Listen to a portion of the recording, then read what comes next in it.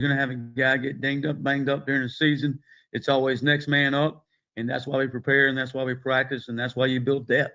You don't go into the season with, one quarterback or one center.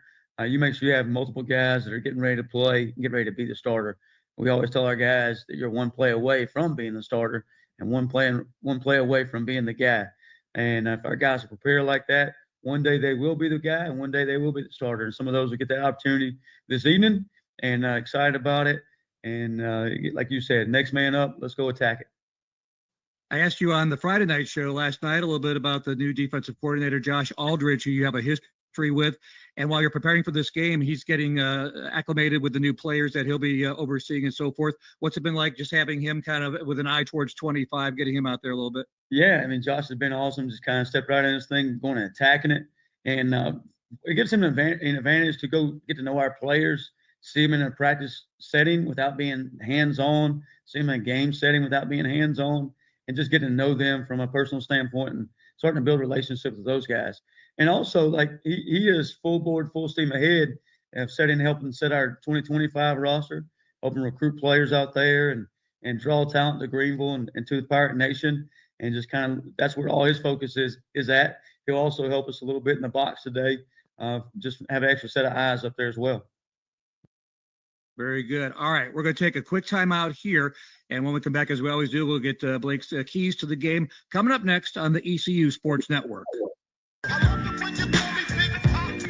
Dank Burrito is now open at 108 Red Banks Road in Greenville. Get ready to elevate your taste buds, G Vegas. With our Dank Burrito app, your favorite burritos are just a tap away. Order for delivery or pickup. Enjoy mouth-watering flavors from the comfort of your own home. Download the Dank Burrito app today and unlock exclusive deals and get a free queso on your next visit.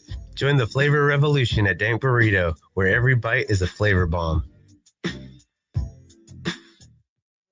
Getting back to your best starts with better orthopedic and sports medicine care at ECU Health. I'm back on the court after my knee surgery. My legs are strong, and so is my game. Here, you've got the support of an entire team of highly trained surgeons, backed by the most advanced technologies and robotic surgeries. My surgeon and I made a plan for my hip replacement. Now, I'm back in the pool. We're bringing our best so you can perform your best. Learn more at ecuhealth.org/ortho. Beautify your office, school, hotel, resort, or anything in between. Call National Coatings. They cover more than just walls. They cover the nation. National Coatings is the official paint contractor for ECU Athletics and Pirate Nation. With a combined experience of over 600 years and 5 locations, National Coatings delivers quality, integrity, and experience. National Coatings provides premier professional commercial painting nationwide. Big city service, small town feel. National Coatings, painting the road purple. Go Pirates! Are you ready for some football, Pirate Nation? Bud Light is America's favorite light beer and the official beer of the ECU Pirates. When planning your fun times, be sure to pick up some Bud Light at your favorite retailer. This season, Bud Light has a new limited edition purple and gold ECU bottle on sale now. Cheers to football fun at the tailgate and in the stadium this year. And remember, always stay in the game and drink responsibly. Bud Light, the official beer of the ECU Pirates, and proudly distributed by Carolina Eagle Distributing since 1989. Go Pirates! It's bow time. Some classics never go out of style, like fresh egg, American cheese, and hickory smoked bacon on a made-from-scratch biscuit. But why stop there? Pair it with crispy bow rounds and a hot coffee or medium drink. Your morning deserves a breakfast that has it all, from the fluffy egg and crispy bacon to the melted cheese and, of course, a legendary Bojangles biscuit. That's the ultimate breakfast combo. Order in the app or at Bojangles. It's bow time. Wherever you go, whatever you do, score the confidence you need to start your journey with the power and exceptional capability of a new Ford F-150. With available smart tech like Pro Power on board, it's game on when F-150 is part of your team. For great offers and to learn more about a new Ford F-150, go to buyfordnow.com or see your Carolina Ford dealer today. Always consult the owner's manual for important operating instructions.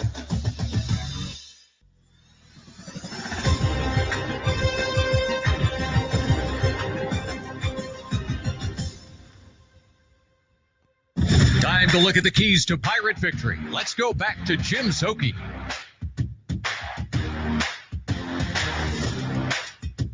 Back with head coach Blake Carroll now. Get some keys to this game as you take on a Wolfpack team with a freshman quarterback. CJ Bailey has got a lot of size. Their defensive coordinator, Tony Gibson's now the head coach at Marshall, but they have a lot of in-staff veteran coaches there that can handle the heck. They got Ruffin McNeil on staff there. So they've got a lot of veteran savvy coaching player-wise and so forth there. What can we expect for this matchup with the Wolfpack today?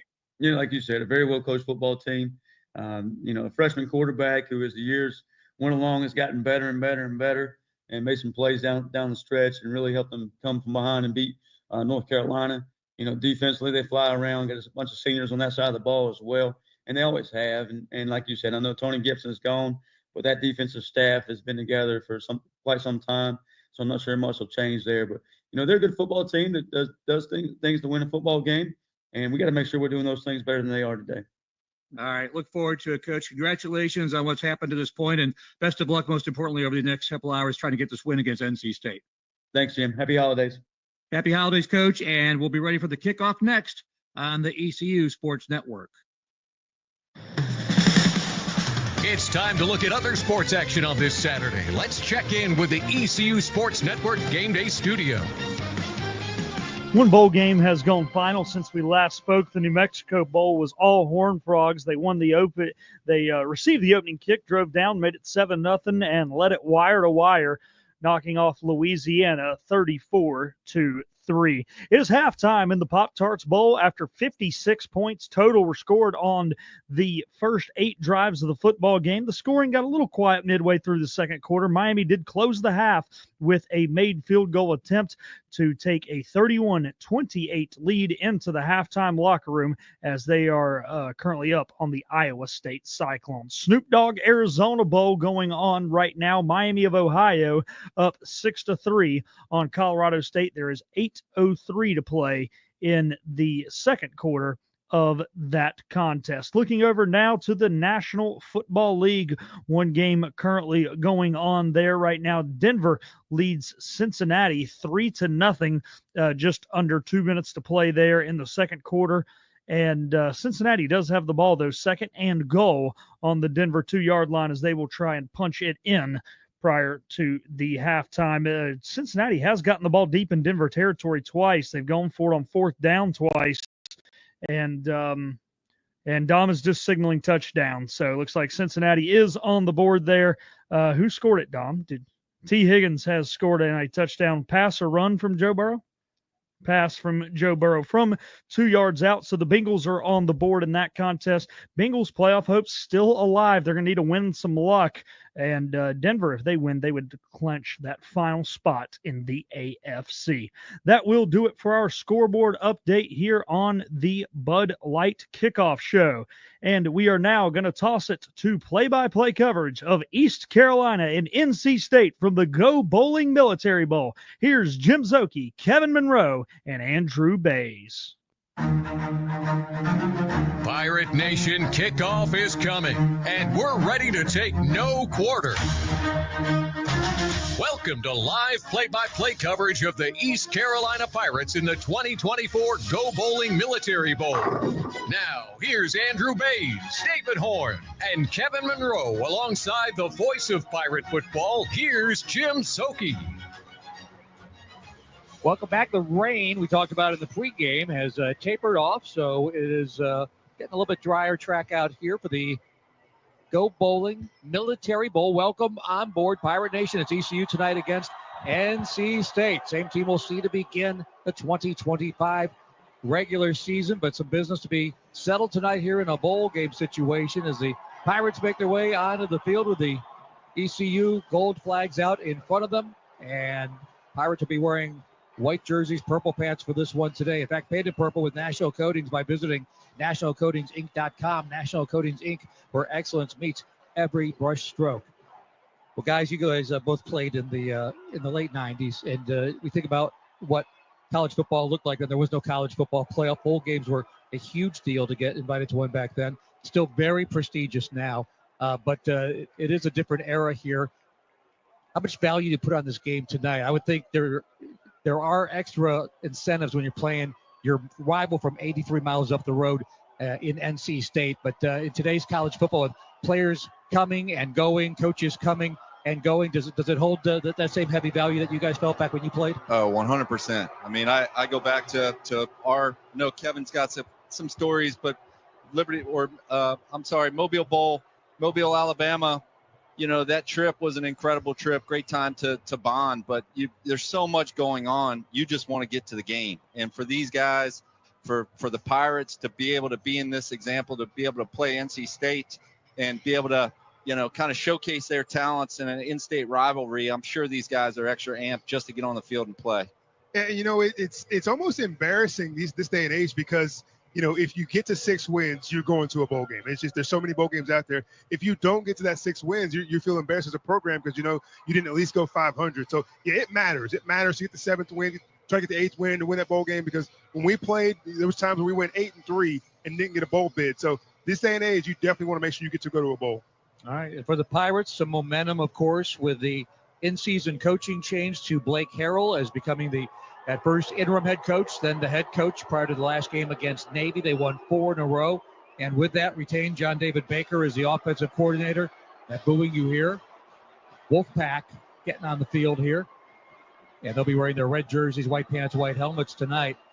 But also Caden Hauser staying as quarterback. What do you guys think about that? That there's a synergy in the core of bringing back some pieces in a day and age where it's difficult to keep things together like that. Yeah, I mean, they announced Caden Hauser's coming back next year, and that's an important step to try to hold some cohesiveness so you're not rocking it every single year and trying to figure out who your next quarterback's going to be. You're going to have to go into free agency and spend a bunch of money and figure it out. So to have that settled and to be able to use this extra practice reps to start building towards next year and get some reps for the younger guys, pretty important. I thought it was strange that the number of guys that made their social media posts saying, I'm back, I'm coming back. Like, you're on the team. Like, we expect you to come back, but that's where we're at now because, so many guys said I'm entering the portal. We needed to hear from those guys that are actually staying around. Yeah, it's a weird thing today, in this environment of whether guys are coming or going. And the coaches, I think all the coaches that are in the bowl series and playoff series are talking about just how frustrating it is from a coaching perspective to try to, plan for a bowl and while doing speed dating with some portal, some portal players. It's a tough time right now to figure it all out. I think it's going to change for the better in the future, but we're definitely seeing some weird stuff. I did appreciate the fact that Coach Harrell said, I do at least know when the guys are going to the portal. They come to me, they say, hey, I'm hopping in the portal. You'd hate to wake up on portal day and 5 guys you didn't talk to are in the portal. And there's still, by the way, 5 days after this for both of these teams because that's the rules with bowl games. You get an additional 5 days. So nothing set in stone as far as every last player goes. But obviously, by and large, we know basically what the Pirates have. And for NC State, same for them as well. But it'll be interesting. And having, as we talked about, Noah Joseph joining us last night at our Pirate Club event and on the radio, dealing with all of that is certainly a new step in that era as far as handling the money situation and handling these rosters here. Captains are making their way to midfield for the coin toss for this Military Bowl game. And again, this is a very prestigious long-term bowl that's been here in one way or another over the past 36 years. So Pirates excited to be here for part of this today and take it on anybody, but the fact that it's NC State makes it fun as well. John Noli is our referee, getting everybody squared away on the logo. You're the visiting team. Here's the coin for tonight's toss. The 2 helmets will be heads. The football is tails. Heads, tails. Tyler Harriman from Go Bowling will toss the coin. ECU making selection. Tails? ECU calls hails. Tails. Tails it is. He won the toss. ECU has won the toss. They'll defer their option to the second half. Which direction would you like to kick? Go ahead and put your backs to that end zone. North Carolina State over here. North Carolina State will receive. Gentlemen, shake hands. Bring your teams out. Big Tay winning the coin toss for ECU, and they defer to the second half. So on defense first to take on NC State and this Wolfpack offense, which again is very dynamic under a true freshman quarterback in CJ Bailey, who in one game this year against Stanford was 18 out of 20 in passing the ball, but he can also run it as well. 255 yards on the ground, 5 touchdowns there in his 8 starts, 64% completion rate, throwing for nearly 2,200 yards, 14 touchdowns, 9 interceptions. And Kevin, he's big. He's 6'6", 210 out of Miami. You got to wonder what that frame's going to look like by the time he gets out of college, starting where he is right now with what he's got. Yeah, well, it reminds me of the kid at Charlotte as well, who's now in the portal again. But yeah, these big athletic quarterbacks, man, they're everywhere. And so good to see him having a good freshman year and just putting his talents out for display. And hopefully we don't see too many of those talents today, but he's a good player. He reminds me a little bit of Jaden Daniels, you know, the Heisman Trophy winner quarterback from LSU, now Washington Commanders. He's got that playmaking ability. He protects his body, even though he's a slighter frame, tall and skinny. He protects his body. He can make plays downfield. He's very long-legged. So this defense is going to have their hands full containing him. All right, I'm going to put everybody on high alert here for this kickoff because DK Kaufman, if he had returned enough kickoffs this year and he was working with Casey's Concepcion and some other players, Jalen Coit, he would lead the nation in kickoff return yardage at 33 yards per kick return, but he doesn't meet the criteria of enough attempts. But he is at the goal line right now, number 5, and we'll see him in their secondary as a safety player as well. So a dynamic 2- and 3-way player as ball is on the tee by Everett Scott. Pirates will be moving from right to left in front of us. As Andrew likes to say, on your radio dial.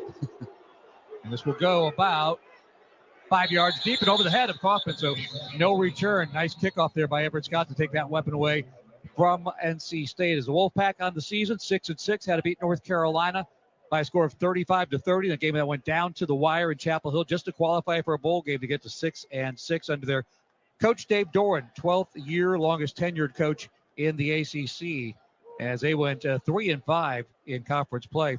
Part of their coaching staff, guys, as you well know, is Ruffin McNeil. Of course, former head coach with the Pirates, and he's been around Dave Doran's assistant for a while. 2-by-1 receiver set. They go from right to left out of the shotgun. And they've got 3 running backs they like to use. This will be a run to Hollywood Smothers around the left side. He gets good gain on first down, takes it up across the 35 and to the 37-yard line, picking up 12 yards and a first down for the Wolfpack. Nice job of that left tackle over there, getting that seal around the left end to get him outside. Got to get off those blocks. Yeah, Kevin. So what I've seen with Hollywood Smothers is he likes that cut, and we saw that a little bit on that one where he's able to get on the edge and make that one cut and get up the field. This time they'll go pistol formation with him out of the shotgun again for Bailey. They'll bring motion this time with Noah Rogers to the left side, looking that way, and the throws. He stops at the 40, met and dropped immediately, though, at the 41-yard line. And in the starting lineup again as a corner, Dontavius Nash with IBM in the transfer portal. He and Andrew Wilson-Lamp, the starting corners for the Pirates. They hold it to a 4-yard gain. Be a lot of attention on Nash today as he had a bit of a rough season. Just, you know, they picked on him a little bit when he was in there starting, so he'll have to step up today. It was a good first play there. He is on the boundary side. Wilson-Lamp on the field side. Creeping up Day-Day. Damian Lewis on the left side. Gavin Gibson is off sides as he jumped a little bit early. And they snapped the ball to try to draw the 5-yard penalty. Well, so Wolfpack player move. It looked like Gibson had timed his jump too early to try to come on a blitz. Yeah, I think C.J. Bailey was wanting that man coverage on Dontavius Nash. False start. No, it is a false start. All right. Number 5. 5-yard penalty. Still second down. Sometimes that action leads to a false start, but definitely Gibson had timed it, but he may have made them jump while he got back on side before the ball snapped. He wasn't in a rush to get back when he jumped across the line, so he probably saw it. So the first miscue is by the Wolfpack, a 5-yarder. And that'll bring along second down and 11 for them from their 36-yard line. Opening minute and a half here of the Military Bowl. 3 along the defensive line for ECU, and they'll just bring 3. Bush rush, and they throw over the middle. It's complete at the 50-yard line. Bouncing out of the tackle of Jamarly Riddle and getting a couple extra yards into Pirates territory and down at the 47-yard line. As there'll be a first down for the Wolfpack, needed 11, get into Pirates territory with a gain of close to 20 yards to Noah Rogers, the former Buckeye, who had 1 catch in their last game against North Carolina, but it was a huge one, a 44-yarder to set up the winning score for the Wolfpack. Yeah, C.J. Bailey with a lot of time there, getting through his progressions, kind of getting back across the field, Kevin, with maybe his third look there. He's Noah Rogers is a Raleigh, North Carolina kid from Rollsville, and so coming back home after transferring from Ohio State. First set of downs, first time into Pirates territory, 1st and 10, fake of the handoff throw, and it's to the far side, complete at the 40-yard line, and Nash wrestling out of bounds the receiver, Keenan Jackson, the freshman. And again, a nice pickup there, and that will take it close to a first down, 9 yards, not 10, though, to the 43-yard line, bringing up 2nd down and 1. These are the type of throws that they're going to want to get out of Bailey. Just a little quick, we used to call them 3-step throws, but out of the shotgun, it's more like a 1-step throw to get the ball out of his hands quick, give him some confidence early in the game. Bailey comes out firing, 3 for 3, 30 yards so far. Rogers with 2 of those catches, 1 to Jackson now. 2nd down and 1 from the Pirate 43-yard line. Fake the handoff, back to throw. Bailey steps up, and he gets sacked back at the 40-yard line. Unable to escape, and there's Lampley. And you talk about one of the Pirates that made their announcement, but they are staying, is J.D. Lampley there, who had just 1.5 sacks coming in, picks up 1 there. That was a big-time play. I don't know if we have our sack card today or if we were doing it in the bowl game. I mean, I could try to regurgitate it, but we'll work on it later. But, yeah, nice play there. He tried to escape out of the front. They were able to collapse down and get him on the ground. Damian Wilson with really good pressure up the middle that set the edge for him. Bring motion this time from right to left as Wesley Grimes, who's got speed, lines up with the numbers on the left side. On 3rd down and 3, handoff to the right side, breaking through across the 40. Smothers gets across the 35 down to the 33-yard line. Picked up 7 and another first down for the Wolfpack on their opening drive.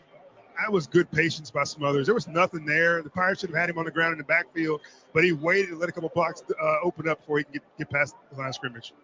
Tackle was made by the corner, Andrew Wilson Lamp, former West Virginia player. He's wrapping up his first season here, the junior.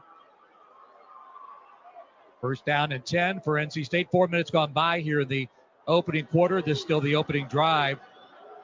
Raheem Craig standing up as an edge rusher on the left side. 4 on the line for the Pirates. Handoff and met in the backfield by Dante Johnson and driven back at the 35-yard line with help. It's going to be a loss of 2 on that carry as the Pirates ready for Hollywood Smothers on that one. Yeah, Omar Rogers crashing down as well. Big Tay getting a big push. Pirates get a big stop there. I tell you what, nobody was really on Bailey that time as he kind of was doing the RPO. He handed the ball off to the running back and went out there by himself. But we'll have to see that later if they decide to fake that and let him keep it. Yeah, he could tuck it under. He could run. They go empty backfield this time. 3-by-2 receivers from left to right. Loss of 2, 2nd down and 12. Wolfpack at the Pirate 35-yard line. Looking left. Now in trouble again and scrambling is Bailey being chased by Nash on the blitz. Throw to diving catch down at the 25-yard line. Nice grab. And that's the tight end, Justin Jolie. And so that's going to be a catch down to the 26-yard line. So almost got it down there to the 13-yard line. So again, actually on that throw down to Keenan Jackson. So Keenan Jackson makes the catch, picked up 9 and down to the 26-yard line. They'll need 3 here now coming up on 3rd down and 3.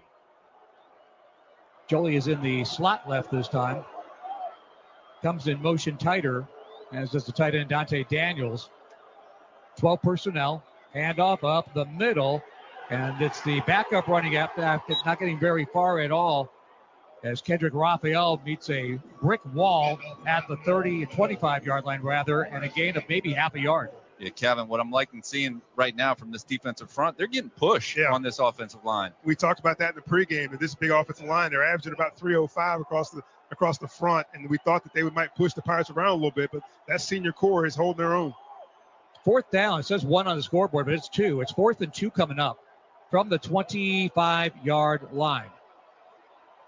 They'll go shotgun with 2 in the backfield, either side of their quarterback, Bailey. And again, they go double tight end, so 22 personnel. It's going to be a handoff up the middle. Smothers is met. I don't think he got it. He only got a yard down to the 24-yard line as the interior defense of the Pirates forces the turnover on downs with help from Gavin Gibson putting a shoulder in there. And Jim, we talked about this a second ago. On 3rd and 3 earlier in this drive, Smothers had a nice little run. He showed patience, but the Pirates had good penetration. His last couple times, nothing there. Big Tay has showed up this series. He's getting penetration up the middle, which is freeing up. In that example, it was freeing up Chad Stevens to be able to crash down inside and get the ball carried down to the ground. Turnover on downs for the Pirates. So a drive that ate up a lot of time. And it's only 8:38 to go in this opening quarter before the Pirates will see the ball. They'll get it when we come out of this timeout. No score after the opening series here of the Go Bowling Military Bowl from Annapolis on the ECU Sports Network. Hey, Greenville, need your oil changed and short on time? Swing by Take 5 Oil Change, where we've got speed, service, and smiles covered. Stay in your car and relax while our expert techs get the job done in just minutes. No appointments, no hassle, just fast, friendly service to keep your engine running smooth. Plus, we offer a variety of oil options to fit your ride and budget. It's car care made simple. So drive up today to Take 5 Oil Change on Greenville Boulevard and experience the fastest oil change in town. Open 7 days a week. Drive in today. Take 5 Oil Change, because your time matters. Plato's Closet in Greenville is the best place to get name brand clothing for the lowest prices in town. And starting Friday, January 10th, their prices are cut in half. With 50% off their clearance, most clothes will be $8 or less. Plus, don't miss Plato's mid-January athletic event for the very best resale brands like Lululemon, Nike, Adidas, Gymshark, and more at their everyday crazy low prices. They also love to buy very gently used ECU clothes, shoes, and accessories. So sell the pirate wear you aren't wearing and buy what you will at Plato's Closet, Greenville. Looking for your next adventure? Discover Greenville, North Carolina, where small-town charm meets big city energy. Stroll through vibrant downtown Greenville, indulge in mouth-watering local eats, and soak in the natural beauty of our parks and waterways. Whether you're planning a weekend getaway, meeting, or sports tournament, Greenville, North Carolina has something for everyone. Start planning your experience today at visitgreenvillenc.com. Visit Greenville, North Carolina, and find yourself in good company.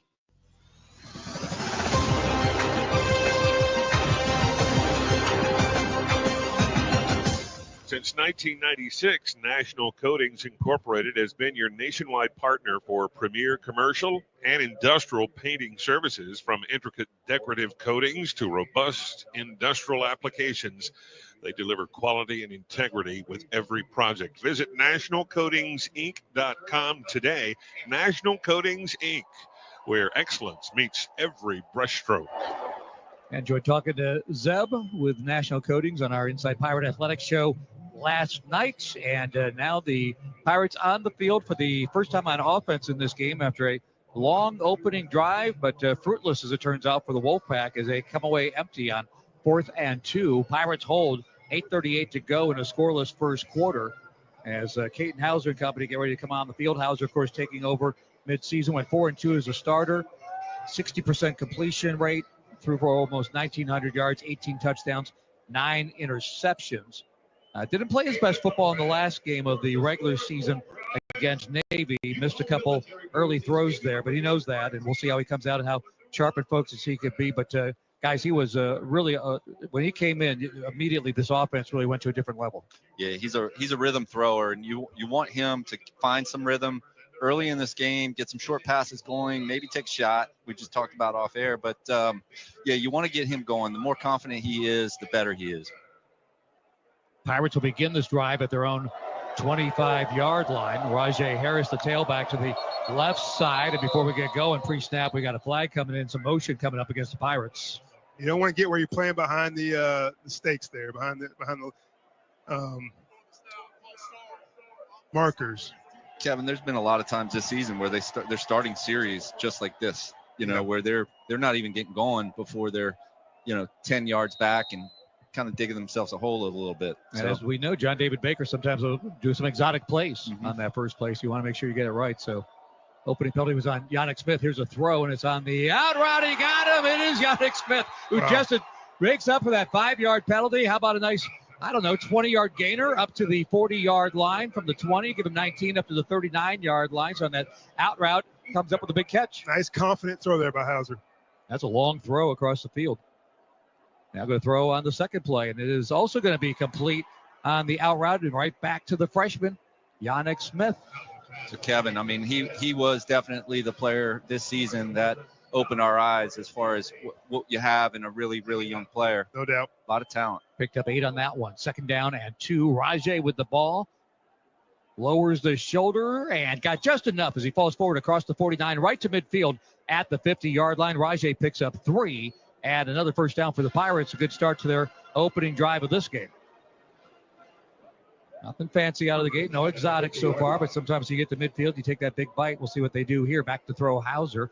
Looking to throw, and he's got another Smith. This time, it's Anthony Smith, the former Wolfpack player. He collects it on the left side at the 34-yard line. 16 more yards, another first down for ECU. He may not talk about it in the media, but, he didn't even sleep last night. He wanted to play against his old team.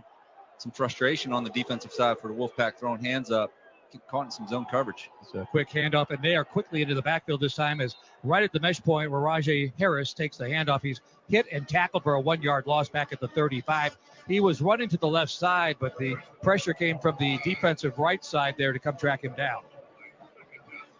Sometimes you'll leave one guy unblocked on the backside, but that time 2 of them came in unblocked. Pitch this time, Rajay Harris on the field side, lowers the shoulder, gets out of bounds inside the 30. Run out at the, let's see where they mark him at the 29-yard line. So good gainer there. We'll bring up 3rd down and 5, picking up 6 yards that time for Harris, playing his final game as an ECU Pirate, having a terrific final season, 946 yards. So he's 54 yards away heading into the game from 1,000 on the season. Ball at the 29, 6:25 to go. Scoreless first quarter. Trips formation right. Anthony Smith to the left as be another handoff, and Rajay Harris bounces off a defender at the 25, plows his way to a first down at the 23-yard line. Move the chains again for the Pirates. Pirate offensive line moving some bodies. Yeah, not something you would expect out of ECU to go for it on 3rd and 3 or 4 and hand the football off. That was a nice pickup there. Kevin, one thing I like about John David Baker's offense is he commits to the run. He's going to run the ball. He's not going to shy away from keeping it going, chip away.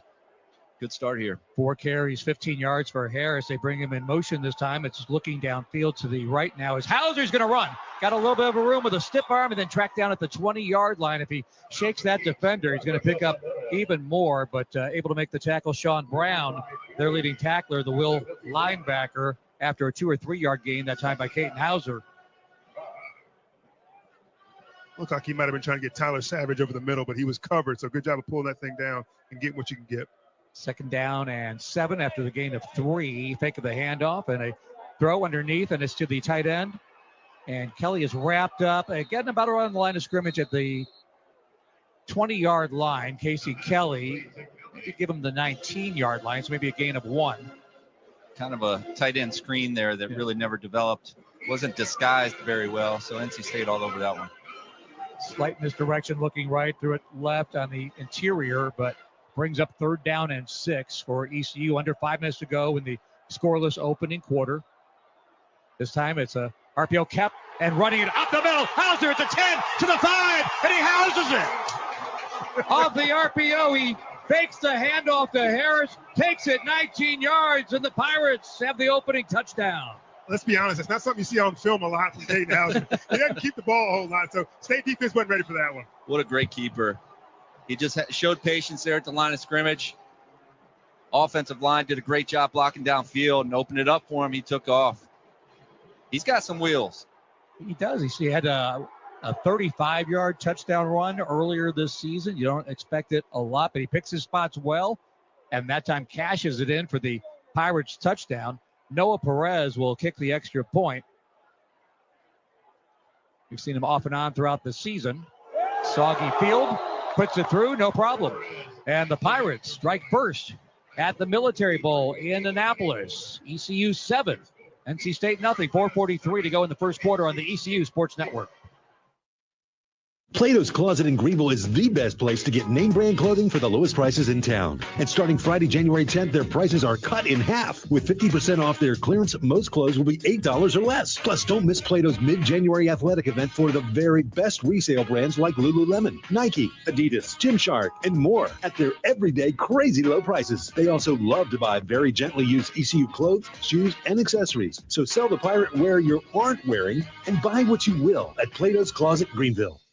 Hey, Greenville, need your oil changed and short on time? Swing by Take 5 Oil Change, where we've got speed, service, and smiles covered. Stay in your car and relax while our expert techs get the job done in just minutes. No appointments, no hassle, just fast, friendly service to keep your engine running smooth. Plus, we offer a variety of oil options to fit your ride and budget. It's car care made simple. So drive up today to Take 5 Oil Change on Greenville Boulevard and experience the fastest oil change in town. Open 7 days a week. Drive in today. Take 5 Oil Change, because your time matters. Hi, this is Matt Murchison of Greenville Nissan, and the countdown is on. And our New Year savings are bigger than ever. Start 2025 strong with 0% financing for 60 months on a brand new Nissan Rogue. Or drive away for just $22 down on any model in stock with low monthly payments to fit your budget. Plus, don't miss out on our huge bonus cash for 2024 models like the Pathfinder, Murano, and Frontier. But hurry, our end of the year sales event ends when the ball drops on January 2nd. Shop Greenville Nissan or visit us online at greenvillenissan.com, where we drive to serve.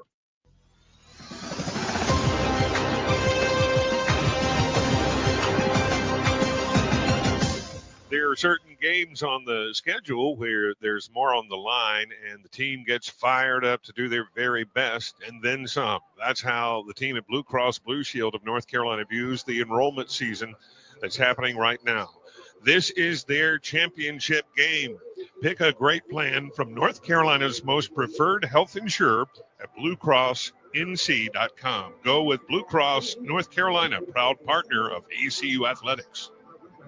Thank you, David. Pirates, a 10-play, 75-yard touchdown drive capped off by the quarterback, Caton Hauser, running it at 19 yards for the score. You watched C.J. Bailey go 4 out of 4 passing for 40 yards on their opening drive, but no points for the Wolfpack by matching it 4 out of 4, 43 yards for Caton Hauser. So we mentioned early in the Navy game, guys, that he was a little bit off the mark, and they left some points on the table in that first quarter in particular. He was razor sharp on that one after having a month to think about it. Yeah, he looked sharp. A little mix of the pass and the run. You know, we said we love this style of offense from John David Baker. He's going to be committed to the run. He's not going to bail from it.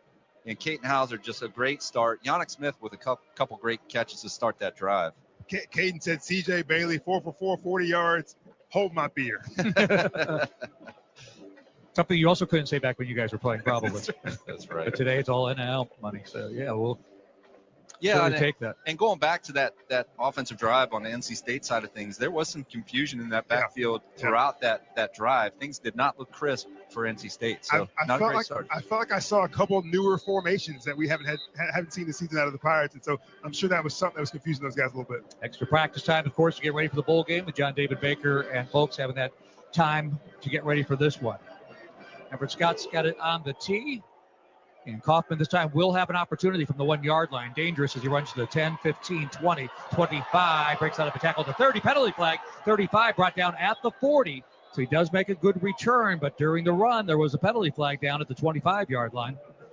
So, Andrew, help me out with this, because when we talked about how good this kid is returning to the football, what goes on between the coach and the kicker in terms of kicking away from him, or how you want to handle it when you got a kick return that good? Yeah, Turn, holding, receiving team, number 30.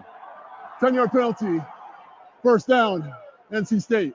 You really want to position your kickoffs to a certain place to maximize your coverage. So you might want to go deep right or deep left to be able to pin into one side of the field so you can corner them in. Yeah. And you want to get more hang time on your kickoffs to be able to give your guys a bit more time to get down the field. And he's the lone returner. He was standing right in the middle of the field, so plenty of area to kick it to either side. Yeah, you want to push them to the sideline. That penalty backs them up to their own 12-yard line to begin this drive for NC State. Watterson is a tailback running the left side, got running room, 15, 20, 25, and finally tackled short of the 30-yard line by Dontavius Nash. But from the 12, take it up to the 30-yard line, 18 yards on first down on the first carry of the game for Jordan Waters. They've got that three-headed monster at running back. Waters, a graduate student, former Duke Blue Devil, and their leading rusher at 445 yards this season. I mentioned this earlier in the game, but that left tackle is really showing up well. Every time they try to go around that end, he's holding up and keeping that end from getting off that block and making that play. That's Rico Jackson, who's filling in for Anthony Belton, who's not playing in this game as he looks like he's going to opt out, get ready for his pro career. As a handoff this time, spinning a couple of times, pirouetting. Waters gets up to the 35-yard line. Tackled there by Riddle with help after a gain of 5 more. Yeah, Omar Rogers came in and laid a big boom at the end as well. Kevin, he was carrying the ball a little loose there. That was a possible strip opportunity there that they might want back. couple too many spins. You got If you lucky. start spinning that much, you're about to get popped. Corkscrew yourself into the ground. ECU will sub out 4 players, bring in 4 as both teams have that opportunity when the offense subs out. Pirates, as usual, take every second they can to get their players on the field. 3:18 to go in the opening quarter. Pirates lead 7-0 over the Wolfpack. Second down and 5 coming up from the 35 for NC State. Third straight handoff to Waters, this time met after a short gain and brought down at the 22-yard line. Damian Wilson, part of that tackle, as they again keep trying that left side. Mike Edwards over there. The linebacker that'll be wearing the communications helmet in this one was Zakai Barker off to other pastures. Yeah, the only way the Pirates hold up against the run is if Day shows up today. And it's between the ears, right? It's not about his physical ability. It's between the ears, getting lined up right and making plays. They like him on the early downs, not so much on the pass downs, but they'll leave him on here on 3rd down and 3. And we'll see what the Wolfpack have here with the 2x2 receiver set. Waters remains the tailback. He's to the right side of Bailey, doing a hard count. Now he will drop back to throw. Pressure coming. He steps up out of it in the pocket, and he wants to run at the 35, near the 40-yard line, which is what he needs for the first down. I think he got just enough, just across the 40-yard line with his feet to pick up the first down. Yeah, the coverage was there, but just gave him too much time to make that play right there with his feet. Kevin, do you try to isolate spy coverage, with his talent on a 3rd down like that? They clearly on that play did not have a spy on him. But yeah. Is that something they want to consider as the game progresses? I think right now they prefer to keep somebody in coverage. They don't think he's that fast of a guy. I mean, his rushing numbers aren't that astronomical, so I think they're trying to keep somebody in coverage as for now. We'll see if he hurts him, if they change that in the second half. Damian Craig also coming down. Raheem Craig coming down to make that tackle, I should say. And now it is a new set of downs. 1st down and 10. Wolfpack. Minute 40 to go, opening quarter. ECU leads 7-0. Pass completed at the 45-yard line, cutting back in and up to the 47-yard line is Wesley Grimes. He's a junior, former Wake Forest player, and he's got top-end speed. I saw in their game against North Carolina, they tried to get him on a couple of go balls during the course of that game. 2x1 receiver set here after a gain of 8, 2nd down and 2. Bailey backs into the shotgun formation, audibilizing to his offensive line. Pirates with 4 along the line, including Danka. He'll drop back, though, so just rushing 3. Even with 3, they got pressure, though. And now Bailey's coming. He's going to throw. Penalty flag down, incomplete. In and out of the hands of his intended receiver. And it's going to be holding, it looks like, in the backfield there. Yeah, Surad Ware got helped big time. I was about to yell holding. Forgot I was on the radio. But yeah, that was egregious right there in front of the official. 10-yard penalty. Repeat, 2nd down. Yeah, more than likely something's going to give when you get that much time back in the pocket that, he's shifting around trying to make things happen. Those boys can only hold up for so long before they start grabbing. You're exactly right. And that's the one thing that an elusive quarterback will do. Sometimes he gets back there dancing around too much. Offensive line, like, look, do something. We can't hold these guys forever. It was Val Erickson who got the flag. And it was the running back, Kendrick Raphael, who dropped the pass on top of that. 2nd down now and 12 for the Wolfpack. Backed up to their own 38-yard line. Handoff, trying left side. Running room for Smothers at the 50 to the 40. 35-30. Nash with company getting him inside the 20 and into the red zone. Go to Wolfpack as running to the right side. And a big break there for Hollywood Smothers as he picks up a big chunk there with just 40 seconds to go in the first quarter. That was a nice scheme adjustment by NC State. East Carolina checked out of a certain coverage, started rotating guys towards the field, and they checked to a run, came back to the boundary side, and there was nobody there. The corner was the first guy that even came close to the running back, 10 yards downfield. Yep, big, huge hole. 44 yards on that run by Smothers. He's got 5 carries, 60 yards already. He'll stay on the field in a pistol formation, stack receivers to the left.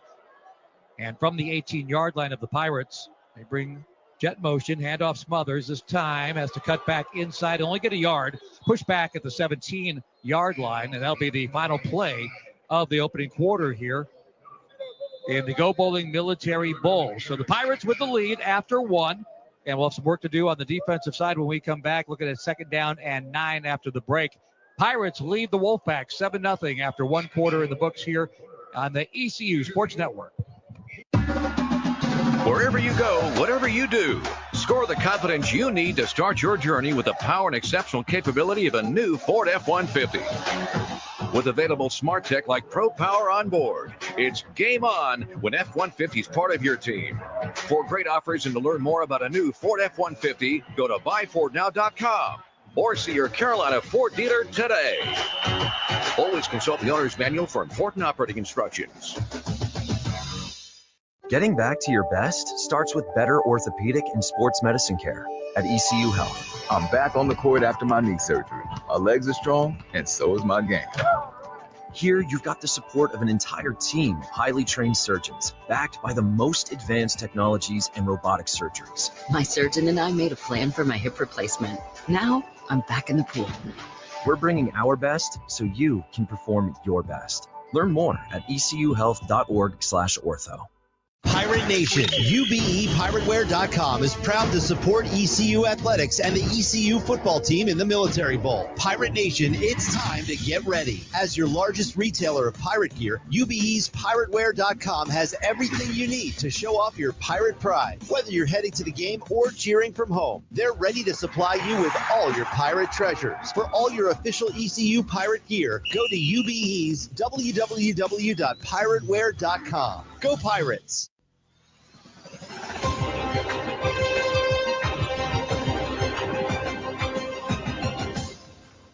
Welcome back into our ECU Sports Network studios as we take a look around college football right now. High-scoring game of the Pop-Tarts Bowl. Miami up 38-35 on Iowa State with a minute left to play in the third quarter. Earlier tonight, Cam Ward passed Case Keenum for the most touchdown passes in NCAA Division I FBS history.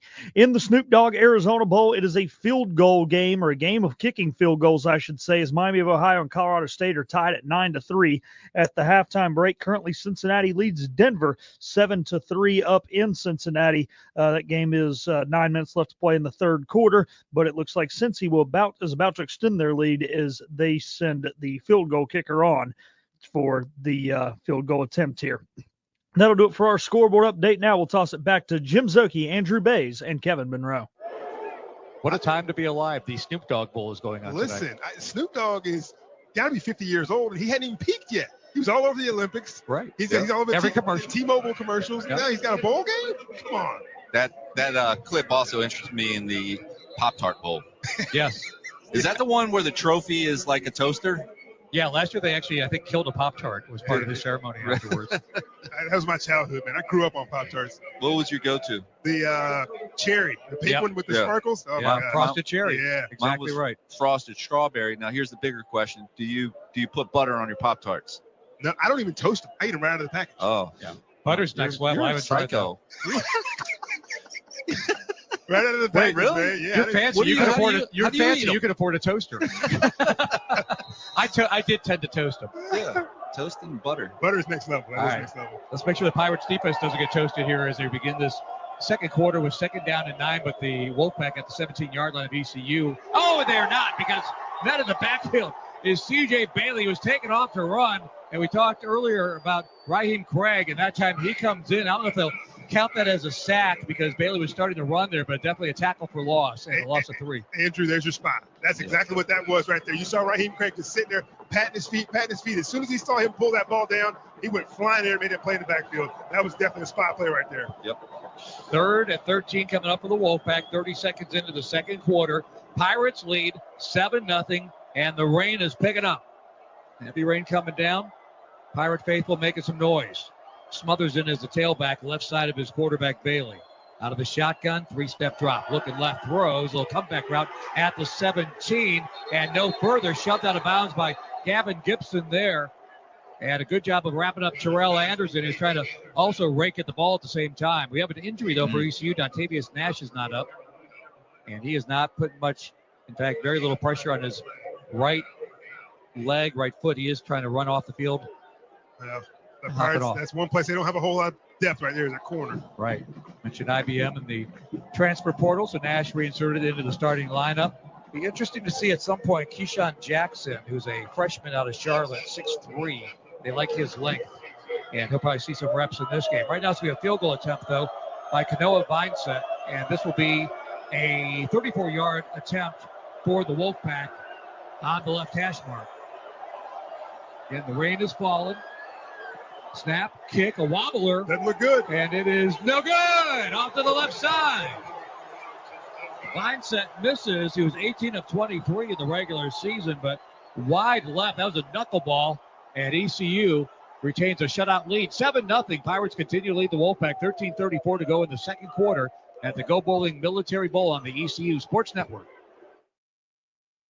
Beautify your office, school, hotel, resort, or anything in between. Call National Coatings. They cover more than just walls. They cover the nation. National Coatings is the official paint contractor for ECU Athletics and Pirate Nation. With a combined experience of over 600 years and 5 locations, National Coatings delivers quality, integrity, and experience. National Coatings provides premier professional commercial painting nationwide. Big city service, small town feel. National Coatings, painting the road purple. Go Pirates! Hey folks, this is Coach Steve Logan, and I want to tell you about Sean McLaughlin and his company, Specialty FDR. Specialty FDR is a fence company based in Greenville, but they install fences all over the eastern part of this state. They install vinyl, aluminum, wood, chain link, any kind of fence or gate that you can dream of in all price ranges. They can even build you a deck to go along with your new backyard fence. Call Specialty FDR. You'll get a free, no obligation estimate. Remember, for a fence or deck, call Sean at Specialty FDR, 252-227-4685.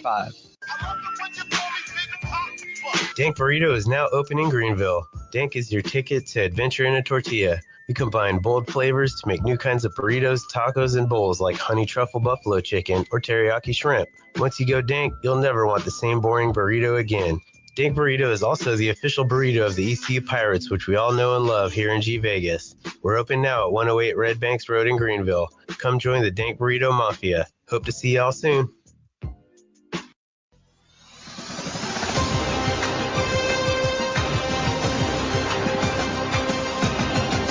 Paint it purple with National Coatings by visiting nationalcoatingsinc.com. National Coatings Inc., where excellence meets every brushstroke. About a minute and a half into the second quarter, ECU leading NC State 7-0, about to get the ball back as a missed field goal. And we're not sure if it was blocked or not, but Kanoa Vincent misses on a 34-yarder knuckleballer. Were you able to tell on the replay at all, Andrew, if somebody might have got a hand on it? Yeah, it looked like our interior line. There was only one replay, and it was pretty quick, but it seemed as though there was a good shot that our interior line got really good push and got in the backfield. So chances are the way the trajectory of that ball was maybe there was a finger on it. They didn't count it as a block, but there's definitely penetration in the backfield that very least altered the kick. So usually the guy that blocked it will let you know. Yeah, celebrating going right. on. That's true. Look at me, pay me. So the Pirates will get the ball back despite being out yardage to 137-80. The ultimate bend but don't break. They force a turnover on downs on a long drive by NC State, and then avoid any other trouble by a missed field goal of a 34-yard variety by the Wolfpack in their first 2 series. So Pirates ball now after the missed field goal, begin this drive at their own 20-yard line. Bring motion with the tight end, fake of the handoff, and the throw now. And it is complete. And back right on the line of scrimmage, though, strung out and no gain. Is Jari Patterson, who came in motion there. He's tackled in the open field by Bishop Fitzgerald, the safety there. And again, the Pirates like to get Jari Patterson later in the season more involved in a lot of different ways. No gain on that. 2nd and 10 from the 20. Quick throw and a little turn-in route. It's only going to go for 3 or 4 yards. It is complete to Anthony Smith. He'll take it at the 24-yard line, but had to go low to catch it and knee down. So a gain of 4 brings up 3rd down and 6. Yeah, that was a missed throw by Caton there. Anthony Smith was breaking in. If he hits him on the go right there, he's able to pick up that first down. Instead, throws behind him. Kind of has to scoop behind it and make a catch. Smith has been a revelation after sitting on the Wolfpack bench. Led the Pirates with 767 yards receiving this year. Pressure on Hauser, steps up, and he's going to run at the 30, at the 35, and brought down at the 37-yard line.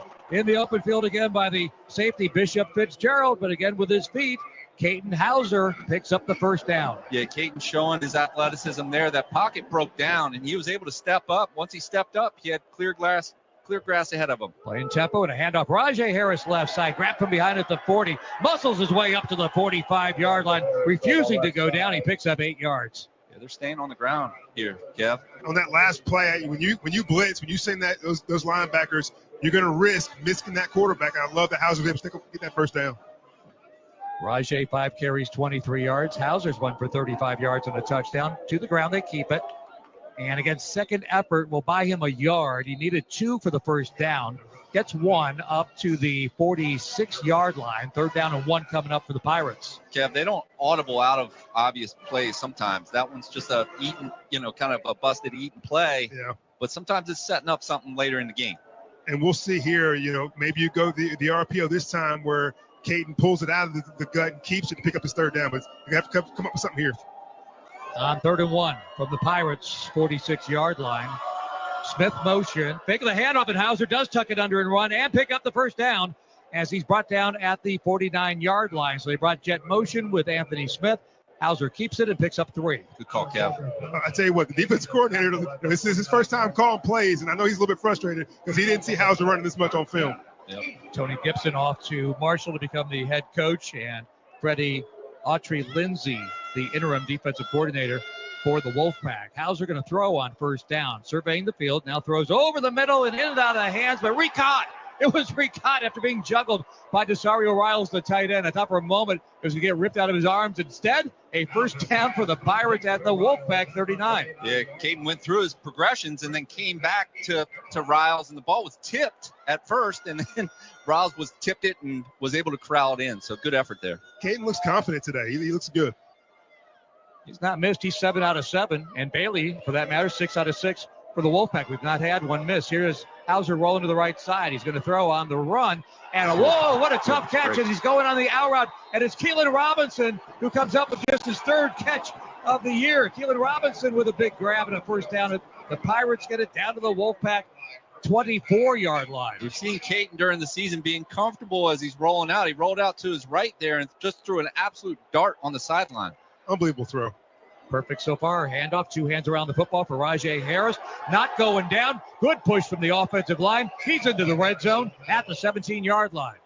Great effort by Rajay right there. Extra effort, kind of gets bottled up at the line of scrimmage and just keeps driving. And I don't want to jinx it, but the offensive line looks good. No penalties aside from that first false start that I can remember. They're not holding. They're doing a good job of just opening up holes and giving Hauser enough time. That is a big defensive front for the Wolfpack, led by their nose tackle, Brandon Cleveland. And we'll put Riles in motion to the left side, trip formation there. They run it to the right side, though. And Rajay Harris again does not go down on first contact and again picks up the first down as he's brought down at the 12-yard line. And Rajay continues to run like a bull, and he has taken every carry. And now they'll finally sub in London Montgomery off the bench at running back. Yeah, the effort this second half in the season that Rajay has had, he just continues to put those shoulders forward, drive, and he's able to spit out of those runs. Good pickup. Picked up 4 on that one, got the first down. He's got 36 yards on 8 carries. Montgomery on the left hip of his quarterback, Hauser. Trips formation left. Bring motion now with the tight end handoff at Montgomery up the middle, but he is met and then dragged down right at the line of scrimmage. Isaiah Shirley, one of their defensive ends, freshman out of Boone, makes the tackle, no gain. Kevin, they're wanting this game. It looks like the Pirates are wanting to be physical in this game. They're wanting to be physical. They're going right up the middle at him with Rajay, and now London on that play. Shirley does a good job of getting in that hole and not letting him go anywhere. But you're right, and they're also controlling the clock, right? When you run the football like this with the lead and you keep the clock going, that's always a good thing. Yep.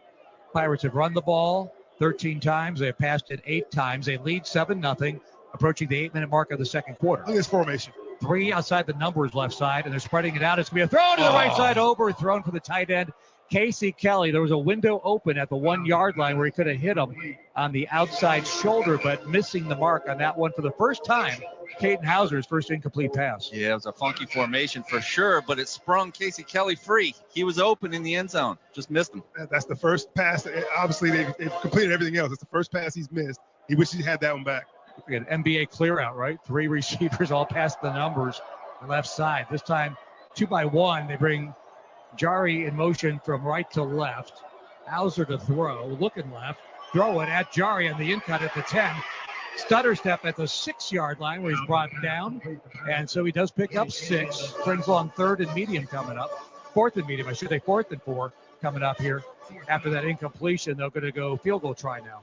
Yeah, NC State doing a good job there, getting him to the ground. He had an opportunity to maybe try to break down that a corner, but kudos to NC State for getting them down. Yeah, you got a playmaker in the open field. That's what Jari Patterson does, make guys miss. I think he wished he'd stayed outside that time, but just didn't work out. This shall be a 24-yard field goal attempt by Perez. Left hash mark. Looking to extend the Pirates' lead in the air on the way, and he boots it through. Pirates by 2 possession score now lead 10-0 over NC State. 7:17 to go in the first half of the Go Bowling Military Bowl on the ECU Sports Network. Looking for your next adventure? Discover Greenville, North Carolina, where small town charm meets big city energy. Stroll through vibrant downtown Greenville, indulge in mouth-watering local eats, and soak in the natural beauty of our parks and waterways. Whether you're planning a weekend getaway, meeting, or sports tournament, Greenville, North Carolina has something for everyone. Start planning your experience today at visitgreenvillenc.com. Visit Greenville, North Carolina, and find yourself in good company. Are you ready for some football, Pirate Nation? Bud Light is America's favorite light beer and the official beer of the ECU Pirates. When planning your fun times, be sure to pick up some Bud Light at your favorite retailer. This season, Bud Light has a new limited edition purple and gold ECU bottle on sale now. Cheers to football fun at the tailgate and in the stadium this year. And remember, always stay in the game and drink responsibly. Bud Light, the official beer of the ECU Pirates, and proudly distributed by Carolina Eagle Distributing since 1989. Go Pirates! Dank Burrito is now open in Greenville. Dank is your ticket to adventure in a tortilla. We combine bold flavors to make new kinds of burritos, tacos, and bowls like honey truffle buffalo chicken or teriyaki shrimp. Once you go Dank, you'll never want the same boring burrito again. Dank Burrito is also the official burrito of the ECU Pirates, which we all know and love here in G Vegas. We're open now at 108 Red Banks Road in Greenville. Come join the Dank Burrito Mafia. Hope to see y'all soon.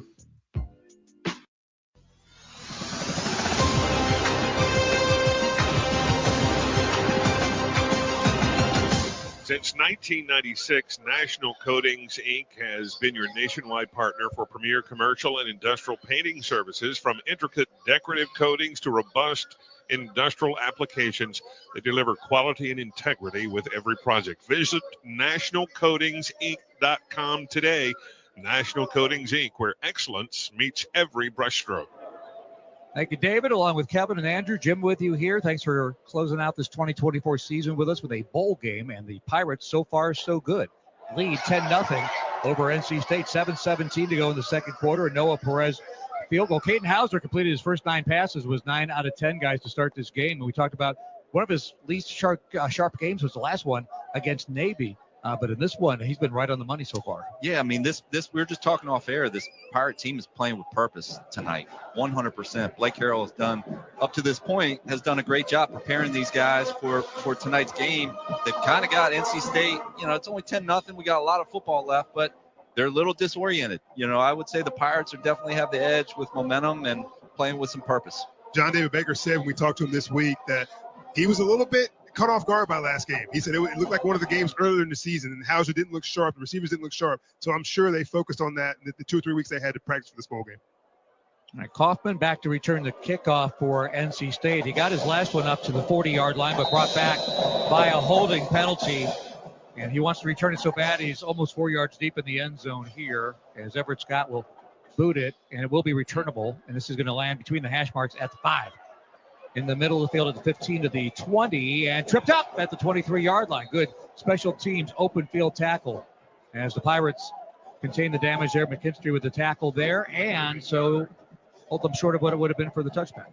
I tell you what, ECU is saying, hey, Kaufman, do your worst because we're going to kick it right to you and see what happens because, going in this direction, the opposite direction where we started kicking the game off, the wind is not in their favor. So these kicks are going to be a little bit shorter, and they're still going right at him. Before the Wolfpack get on offense, another timeout with the Pirates leading 10-0 over NC State. 7:11 to go in the second quarter on the ECU Sports Network. Beautify your office, school, hotel, resort, or anything in between. Call National Coatings. They cover more than just walls. They cover the nation. National Coatings is the official paint contractor for ECU Athletics and Pirate Nation. With a combined experience of over 600 years and 5 locations, National Coatings delivers quality, integrity, and experience. National Coatings provides premier professional commercial painting nationwide. Big city service, small town feel. National Coatings, painting the road purple. Go Pirates! Pirate Nation, UBEPirateware.com is proud to support ECU Athletics and the ECU football team in the Military Bowl. Pirate Nation, it's time to get ready. As your largest retailer of pirate gear, UBE's Pirateware.com has everything you need to show off your pirate pride. Whether you're heading to the game or cheering from home, they're ready to supply you with all your pirate treasures. For all your official ECU pirate gear, go to UBE's www.pirateware.com. Go Pirates! It's bow time. It's not just football season. It's tailgate season. And that includes every kind of football, whether it's got goalkeepers or goalposts. The kick is good! Because it doesn't matter where or how you tailgate. When you've got crispy chicken and fluffy buttermilk biscuits from Bojangles, your tailgate is better than great. It's legendary. Head to Bojangles and order your tailgate box with boldly seasoned chicken, fixins, biscuits, and legendary iced tea today. It's bow time.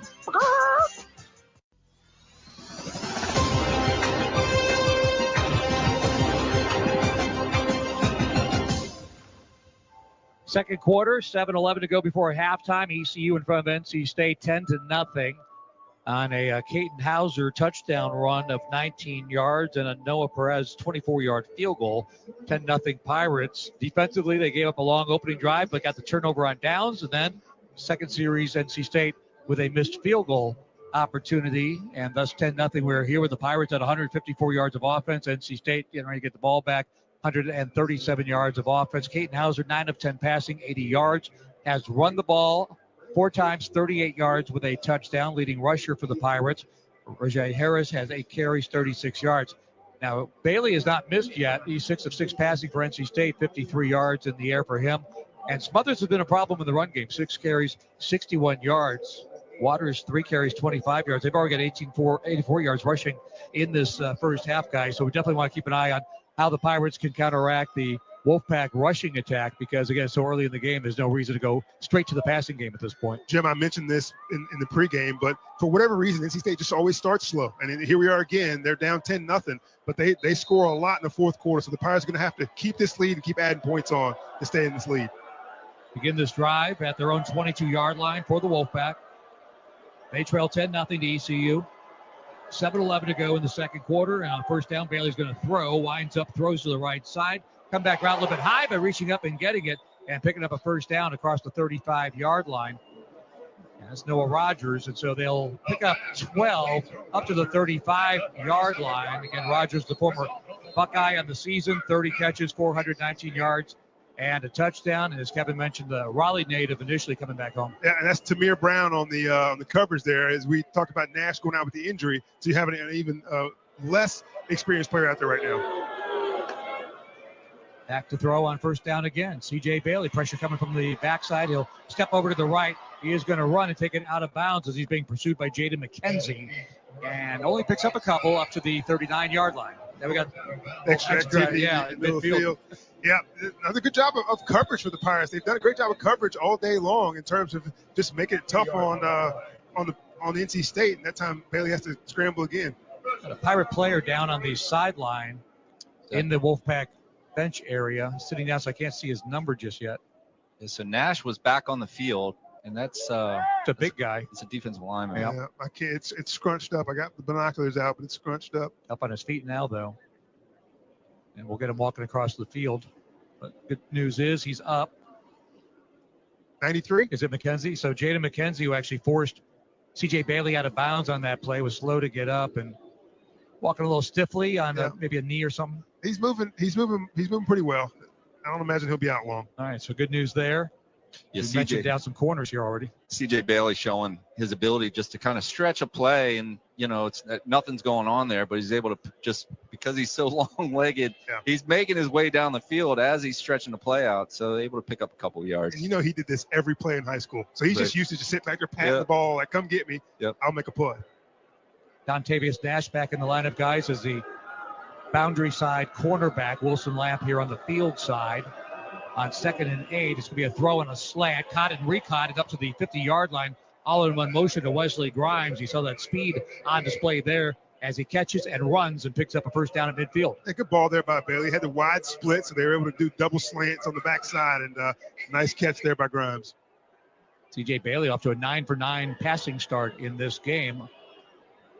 At midfield now are the Wolfpack in the pocket, 4-man rush over the middle, caught at the 35-yard line, dig route, and then the Pirates swarm it there, but another pickup of 15 yards. Don't want to get a late throw down after the play was over and progress was stopped there, but it's a completed pass and back in the hands of Noah Rogers, who's become a problem here in the early going. So Nash is back out there. I guess that's good news as he was banged up a little bit, but that dig route has now been caught about 3 times. It's been open so far early in this game. Wolfpack again on the march. First down and 10 at the Pirates' 36-yard line. Pirates lead 10-0, pistol formation. Going to be a handoff. Left side. Smothers picks his way around at the 35 to the 30, 25 left side, 20. Probably dragged down at the ankles at the 20-yard line by the Pirates' leading tackler, Omar Rogers, able to get him, but not until after he picks up 16 yards on that carry. Tell you what, when they go left, man, they've been having a lot of success, especially around that left end. Yeah, it's tough when he's about 13 yards downfield before he's getting touched by a Pirate defender. Boys up front working hard for NC State Wolfpack. And they're going tempo, handoff up the middle and busting through. Smothers got low across the 15, down to the 11 as he picked up 9 yards again, running off left guard that time. Wolfpack going no huddle. Might be about time for a timeout here. They're really getting after the Pirates right now. See some guys with hands on hips. Yeah, that's not their usual game. They're playing from behind, a little bit more urgency here. And before they can snap the ball, a whistle. Timeout. And timeout taken. And you called it, Kevin, right on cue. Get a little timeout, get a little breath for the lungs of the defenders with 2nd down and 1 at the 11-yard line. So the Pirates call the timeout. We'll take it with them with 4:17 to play in the second quarter. ECU in front of NC State 10-0 at the Go Bowling Military Bowl on the ECU Sports Network. Hi, this is Matt Murchison of Greenville Nissan, and the countdown is on. And our New Year savings are bigger than ever. Start 2025 strong with 0% financing for 60 months on a brand new Nissan Rogue, or drive away for just $22 down on any model in stock with low monthly payments to fit your budget. Plus, don't miss out on our huge bonus cash for 2024 models like the Pathfinder, Murano, and Frontier. But hurry, our end of the year sales event ends when the ball drops on January 2nd. Shop Greenville Nissan or visit us online at greenvillenissan.com, where we drive to serve. Hey, Greenville, need your oil changed and short on time? Swing by Take 5 Oil Change, where we've got speed, service, and smiles covered. Stay in your car and relax while our expert techs get the job done in just minutes. No appointments, no hassle, just fast, friendly service to keep your engine running smooth. Plus, we offer a variety of oil options to fit your ride and budget. It's car care made simple, so drive up today to Take 5 Oil Change on Greenville Boulevard and experience the fastest oil change in town. Open 7 days a week. Drive in today. Take 5 Oil Change, because your time matters. Getting back to your best starts with better orthopedic and sports medicine care at ECU Health. I'm back on the court after my knee surgery. My legs are strong, and so is my game. Here, you've got the support of an entire team of highly trained surgeons, backed by the most advanced technologies and robotic surgeries. My surgeon and I made a plan for my hip replacement. Now, I'm back in the pool. We're bringing our best so you can perform your best. Learn more at ecuhealth.org/ortho.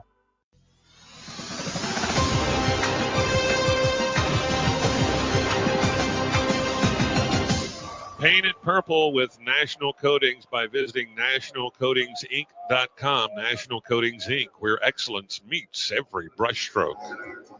ECU leads 10-0 over NC State. Welcome back, Go Bowling Military Bowl in Annapolis. With David Horn, Andrew, Kevin, and Jim with you here. It's just 10-0. The Wolfpack have 204 yards of offense. They've run for 111 yards. C.J. Bailey is 9 for 9 passing for 93 yards. They're not on the scoreboard yet, but they are at the Pirates' 11-yard line when we get back to work. 2nd down and 1 coming up. And, Kevin, you said with them going tempo that the Pirates' defense needed a timeout, and they took it right on cue there. Yeah, they did a good job of running the football. They had some nice plays, kind of off tackle, and the running backs are running hard. I mean, they scored out of there a couple times where they were all bottled up and found a way to get yards. So the running game is really helping C.J. Bailey out in the passing game. Yeah, I'm going to be be watching this defensive line. Jaden McKenzie is back out of the medical tent, so that's a good sign for the Pirate defense. You know, they're kind of thin on the defensive line, and if NC State gets cooking on tempo with rushing attack, it's going to be a challenge for the Pirates. Smothers remains the tailback. They go trips receivers right. He's to the right side of his quarterback, Bailey, on 2nd and 1 at the Pirate 11-yard line. 5 along the defensive line for ECU. Box is loaded. It'll be a handoff up the middle, and Smothers is smothered and thrown backwards, and I don't think he got the first down. His big Tay, Deontay Johnson, bear hugs him and throws him backwards. No gain. You know, Jim saw that name and was like, oh, I'm using that. Smothers is Smothers. I am using that. I can't wait for it. I've got an old school reference just waiting for old TV fans for the right moment. Not now. This is important. Serious up, guys. Come on. 3rd and 1 at the 11. Big Tay showed up great on that play. You think this is 4-down territory for the Wolfpack here on 3rd and 1? I don't know. They need points, but we'll see. Double tight ends, 12 personnel. They bring them tighter. Shotgun for Bailey. Going to hand it off. Smothers twisting his way across the 10 down to the 9. He got 2 yards. He picks up the first down. First down and goal coming up for NC State. Man-on-man blocking right there. I think both teams showed up well. He just did a good job of spending that second effort.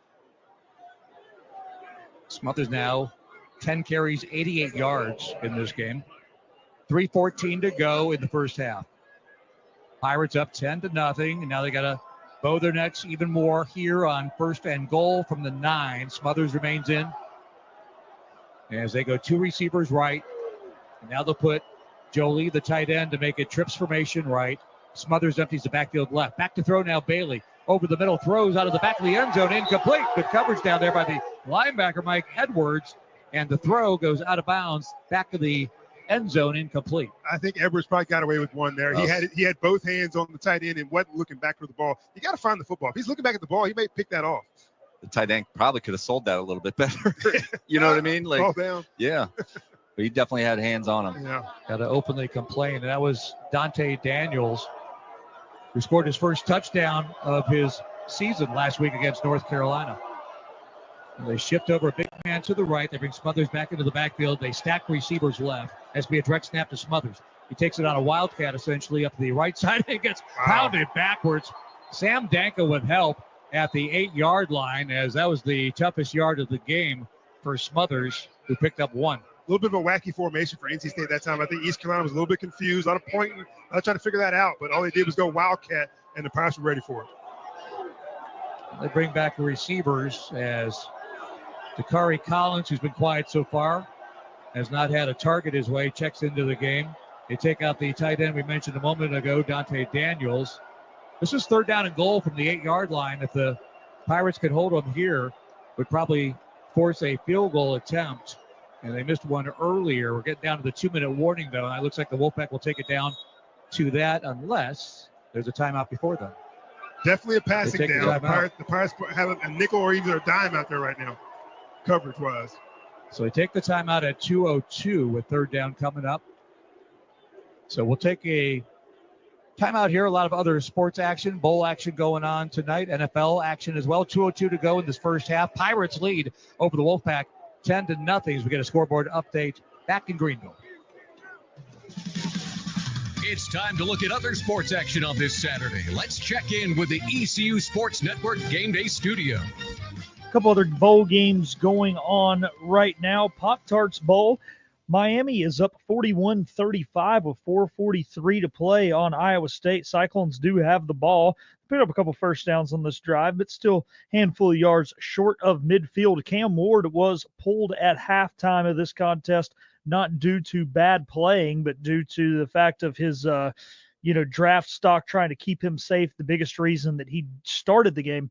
We're going to toss it back to them right now as we still have another play before the 2-minute warning. Yep. Sorry, Philip. They got back out of a quicker time out there. Sorry to interrupt, but 3rd down and 8 for the Wolfpack at the 3rd and goal from the 8 for the Wolfpack at the Pirates side of the field, of course. Back to throw. Bailey sets up, thinks about running now, throws over the middle, complete. And right at the post, it is completed for the touchdown. And NC State is on the board. As mentioned, Dakari Collins had not had a target his way, got one there. 8-yard touchdown pass. The Wolfpack are on the board. Yeah, Coach Harrell opted not to bring any pressure right there. Might have bit him in the butt because I think if the guy got a little pressure in his face, maybe he has an errant throw right there, but he had plenty of time. He's able to find the receiver in the back of the end zone. Yeah, Damian Wilson in coverage on him, and Collins just kind of got a route behind Damian Wilson, who kind of got lost in space a little bit. So good route, good throw. Touchdown for NC State. 8-yarder, and now the point after try by Kanoa Vineset, who's 31 of 32 on extra points this season. Snap is a little bit high. Kick is in the air, and it is good.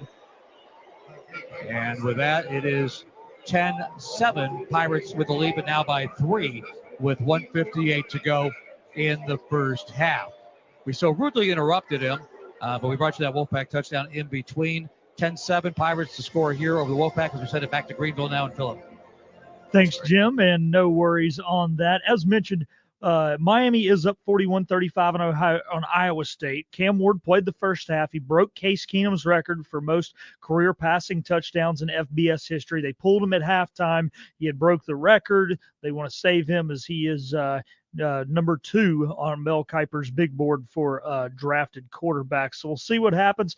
Down around 4 minutes or so to go in the fourth quarter of that one. Iowa State is approaching midfield now, but Hurricanes still have that 6-point lead on the Cyclones. Elsewhere, they just began the second half in the Snoop Dogg Arizona Bowl. Red Hawks of Miami of Ohio, that is, have found the end zone, and they lead the Rams of Colorado State 16-3. One NFL game going on right now, and it is coming down to the wire as there is 9.5 to play in the fourth quarter between Cincinnati and Denver. Bengals lead at 17-14. T. Higgins has a pair of touchdown receptions. Once again, Denver, they win and they are in. We would know the 7 AFC playoff team seeding. There would still be a few things to be figured out there. And as I just say that, touchdown Denver that just updated on my screen. We'll see who scored it because I believe we have enough time. Bo Nix to Marvin Mims, 51 yards. So pending that extra point, that would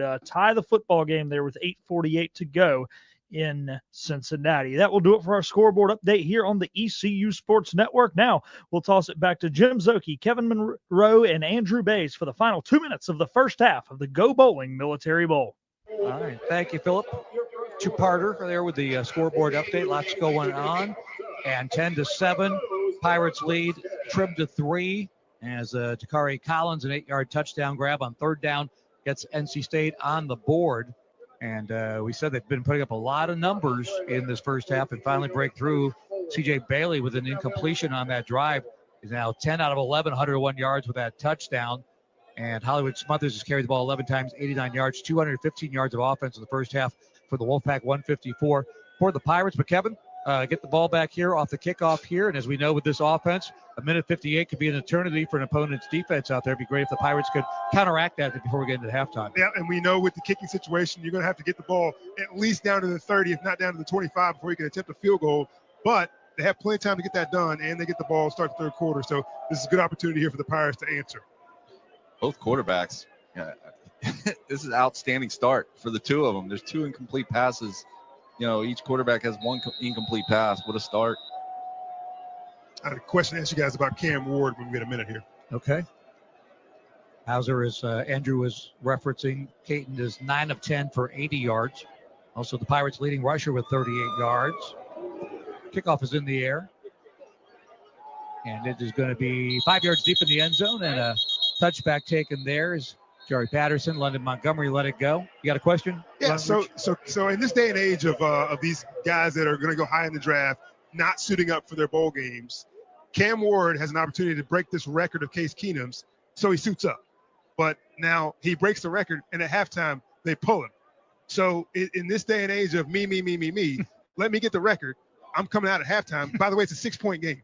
So what are your thoughts on that? Like, I can't stay in to help my team win, but I do want to suit up so I can get the record. Yeah, we talked about it. Like, you know, if you want me to play in the bowl game, I'm going to negotiate my terms. Right. You know, and he probably negotiated his terms. Oh, yeah. Yeah, he got paid and he got the record.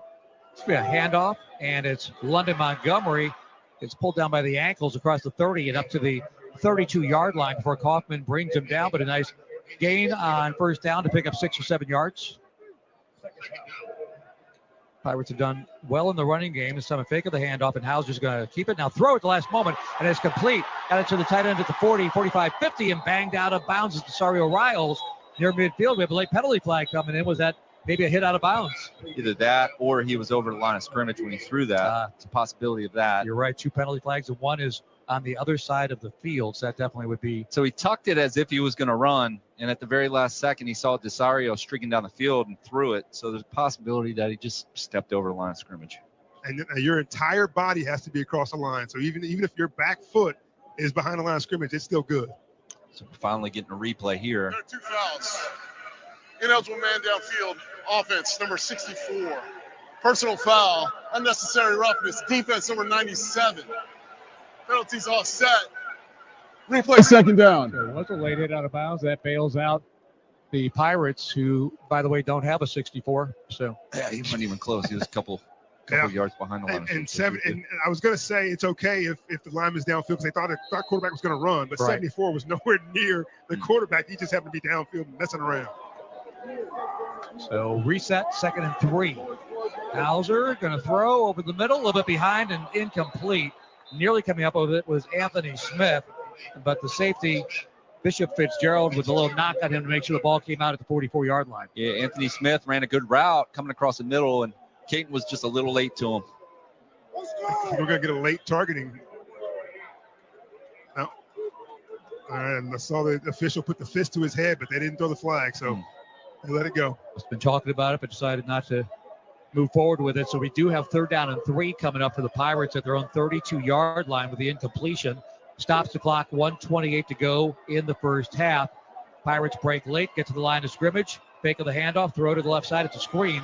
Jerry Patterson has it, 35-40. Uses that speed up the left sideline, out of bounds at the 45, 46-yard line as Patterson picks up the first down for ECU. So, Kevin, unlike in the Donnie days where you'd see these bubble screens, that was a nice designed kind of delayed screen to Jari. That was nice. Great call. Take the handoff. RPO is going to be a throw. It's a post. It's Anthony Smith. Dives for it off his fingertips. Incomplete at the 8-yard line. Let him just a little bit as Smith laid out for it. Couldn't quite haul it in. Caton just got to lay it on him. He just overthrows him by a yard or two. Anthony Smith does what he does and breaks free. That should have been 6. Yeah.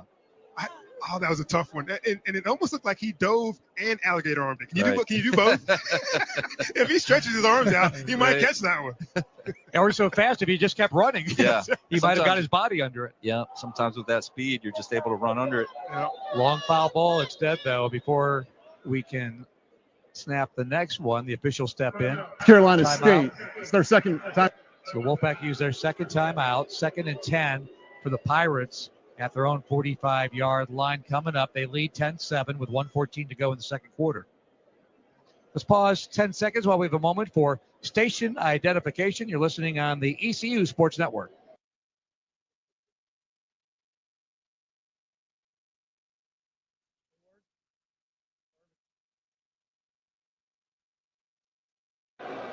Love the aggressiveness of John David Baker. He's put his stamp on this offense this year, and that time went for the home run ball. And guys nearly came up with it, just missing by probably half a yard on that long completion inside the 10-yard line intended for Anthony Smith. Yeah, he's been kind of chipping away on the play calling. It's been fairly conservative but efficient. Obviously, they're moving the football. That was the first time he kind of let it loose. And you talked about it, Andrew. John David Baker has committed to the run this season, and it's paid off for them the second half of the year because the running backs look good, and it's really helped Hauser in the passing game.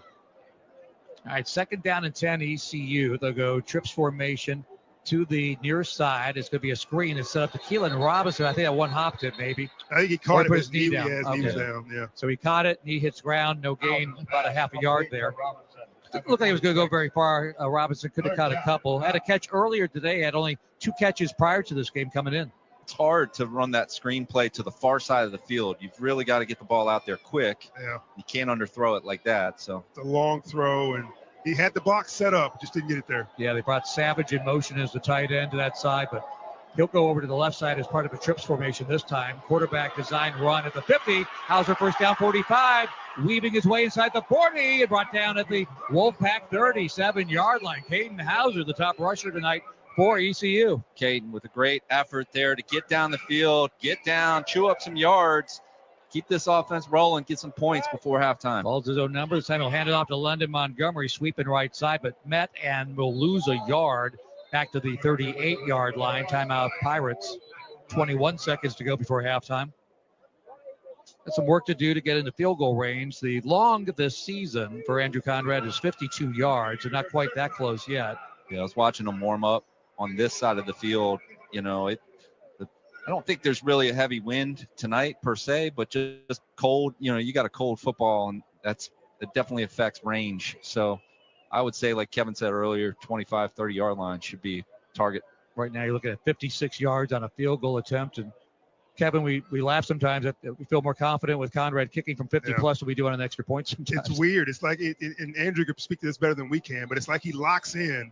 You know, when it's a deep one, he's like, I'm all in. It's one of those short ones. He's just not as focused, and he misses an easy one. Let's just not worry about that. And let's get 6. What do you say? To that point, put 3 seconds back on the clock, so more time to work with. 24 seconds. 2nd and 11. Pirates at the Wolfpack 38-yard line. ECU leads by 3. And again, they go trips formation to the left and 2 to the right. So spread formation, empty backfield for Hauser. Out of the shotgun, and before we can snap the ball, another stoppage. And was it the Wolfpack calling a timeout? Each team only had one left, so whoever it is, it's their last time out. It would have to be NC State. With the officials didn't come on the mic with that one. Clock scoreboard still showing 1 each. And quickly to get back out here, what if it was no timeout? Might have been the TV catching up with us. Clock or something weird. Whatever it was, Pirate fans don't like it. Nope. Dan Blake Harrell doesn't like it. He's snapping at the officials. John Nolly getting an earful from Blake Harrell. 2nd and 11. Pirates from the Wolfpack. 38-yard line. Hauser will look to the sideline. Back into the shotgun. 2 receivers spread out to either side. Hauser to throw. Looking left. Over to the middle now. Throws to the near side instead. And it's complete to Jari Patterson, who pulls himself out of bounds around the 30-yard line. Short gain, but a good gainer that will get them into field goal range. And just inside the 31-yard line. So at 3rd down and 4 with 17 seconds to go. They are in Andrew Conrad field goal range. And we'll see if they can get closer or maybe get it all. Get 6. Trips formation left. They can use the whole field here because they still have 1 timeout. Yannick Smith on the boundary side right. Now they bring in the tight end Riles Tighter on the left side. Looking left side, and the throw on a slant. It is complete inside the 25, and a first down to Jari Patterson at the 24-yard line. Clock stops at 13 seconds as the Pirates use their last one. Yeah, I think it's a good idea. Go ahead and use the timeout. That way, you try to run up and spike it, you probably waste 7, 8 seconds. So Pirates are in comfortable field goal range for Conrad. Right now, with the ball at the 24, it'd be about a 42-yard field goal attempt. About 13 seconds still to go. Yeah, I would kind of like the idea of getting on that and spiking. You know, I don't think it would burn that much time. You keep that pocket or timeout in your back pocket. You can still work the middle of the field to get a chunk play to get within striking zone of getting 6. So, yeah. And you just picked up the first down, so you got 4 downs to work with. Right. The only issue there is you need at least 6 seconds to try to run 2 plays. Right. So if they got anything under 6 seconds, they would have had to go ahead and kick it. Yeah. So I don't mind it, and you know, we'll see how it turns out. And it is 1st down and 10 at the 24. Noah Perez ran out like he was going to kick a field goal. Not paying attention. And that's not even his kick. they may call 12 on the field because of that. You can't break the huddle with 12 on the field.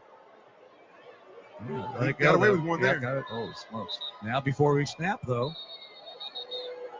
referee step in again. Unless we only have Dave Dorn's on the field. First down. I mean, the only way it's not 12 on the huddle is if there's only 10 out there right now. I think Noah Perez was just in kicker la-la land, just kind of ran out thinking it was going to be a field goal. That was interesting. They had 11 on the field. I don't know how that's not breaking the huddle with 12. Quit talking about it, that's how. Holy cow. And now we will reset and get to the line out of the shotgun for Hauser at the 24. Rolling to the right side. Looking to throw. Does. Jari drops it, though. Had it in and out of his hands. Nobody around him at the 19-yard line. He was going to catch it and take it out of bounds. And it would have been about a 5-yard pickup there, but he drops the ball. And now we will see Noah Perez for the field goal try. Well, you don't have to do it here. 10 seconds to go. Right. You can do You the should same have exact run thing. one more play on second down. Yeah. That's interesting.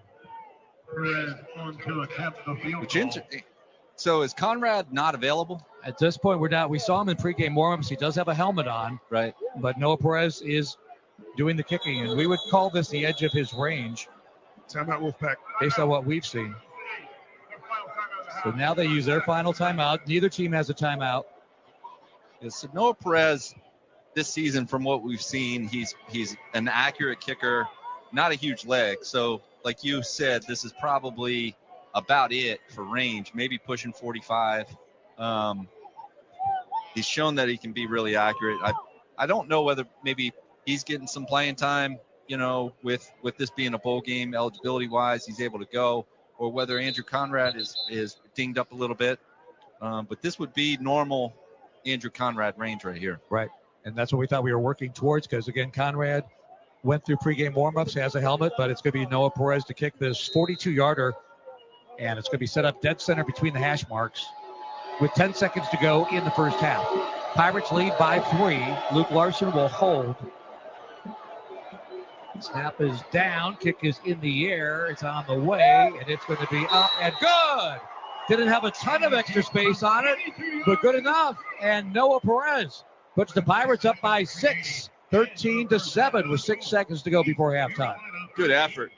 When you go out there as a kicker, I've done that before. It's not a good thing when you run on the field and all of a sudden everyone's like, why are you on the field? Right. And you got to run off the field, and then your heartbeat gets going. You messed up. You realize it, but good job on him getting settled, getting back out there and doing what he needed to do, kick 3. And he's an accurate kicker. That's what he's known for. And I tell you what, he's not known for a big leg, but he came up big in that scenario right there. Good on him. Jim, I think that puts him, 5 of 5 for the year? Yeah, so his placement's good. It's just like you said, it doesn't go deep into the net, but he's able to do it. That 1 week he came in and made, I think, 3 field goals and all the extra points, and he got the Special Teams Player of the Week in the American Athletic Conference. So came up big there for the smallest guy in the field. He was ready, as we saw, because he came out of the huddle on the previous play. He was more than ready to kick that field goal. I would love to hear the explanation for that. That's why that wasn't 12 men on the field. Or hear the guys on the field be like, what are you doing?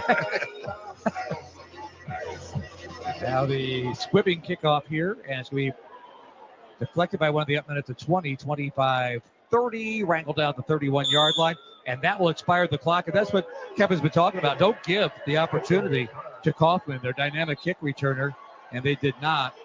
And let's see if we do, in fact, go to halftime. For a moment, it looked like they might put 1 second back on the clock. But no, we just got to let the Wolfpack run off the field first. I got you. Pirate players don't like that. They're yelling at them. So the Wolfpack will run off first. We've seen, obviously, lots of stuff happen in some of the conference championship games and some of the bowl games, and that both teams have to head to the same end zone tunnel, and that's actually a good way to do it. Let one team go at a time. So Pirates, technically the home team for this game, will watch the Wolfpack, who first they started jogging up, and then they realized that the Pirates have to wait. They stopped and walked very slowly into the tunnel. The Pirates are still waiting to go into their locker room, but they have the lead. ECU does 13-7 here at halftime. We'll take a timeout. When we come back, we'll go over the first half stats. We'll listen back to some of the first half highlights, more score updates from Philip Pilkington. But the Pirates, halfway through the Go Bowling Military Bowl, have the lead over NC State 13-7 on the ECU Sports Network. Dank Burrito is now open at 108 Red Banks Road in Greenville. Get ready to elevate your taste buds, G Vegas. With our Dank Burrito app, your favorite burritos are just a tap away. Order for delivery or pickup. Enjoy mouth-watering flavors from the comfort of your own home. Download the Dank Burrito app today and unlock exclusive deals and get a free queso on your next visit. Join the flavor revolution at Dank Burrito, where every bite is a flavor bomb. Hey folks, this is Coach Steve Logan, and I want to tell you about Sean McLaughlin and his company, Specialty FDR. Specialty FDR is a fence company based in Greenville, but they install fences all over the eastern part of this state. They install vinyl, aluminum, wood, chain link, any kind of fence or gate that you can dream of in all price ranges. They can even build you a deck to go along with your new backyard fence. Call Specialty FDR. You'll get a free, no obligation estimate. Remember, for a fence or deck, call Sean at Specialty FDR, 252-227-4685. Are you ready for some football, Pirate Nation? Bud Light is America's favorite light beer and the official beer of the ECU Pirates. When planning your fun times, be sure to pick up some Bud Light at your favorite retailer. This season, Bud Light has a new limited edition purple and gold ECU bottle on sale now. Cheers to football fun at the tailgate and in the stadium this year. And remember, always stay in the game and drink responsibly. Bud Light, the official beer of the ECU Pirates, and proudly distributed by Carolina Eagle Distributing since 1989. Go Pirates!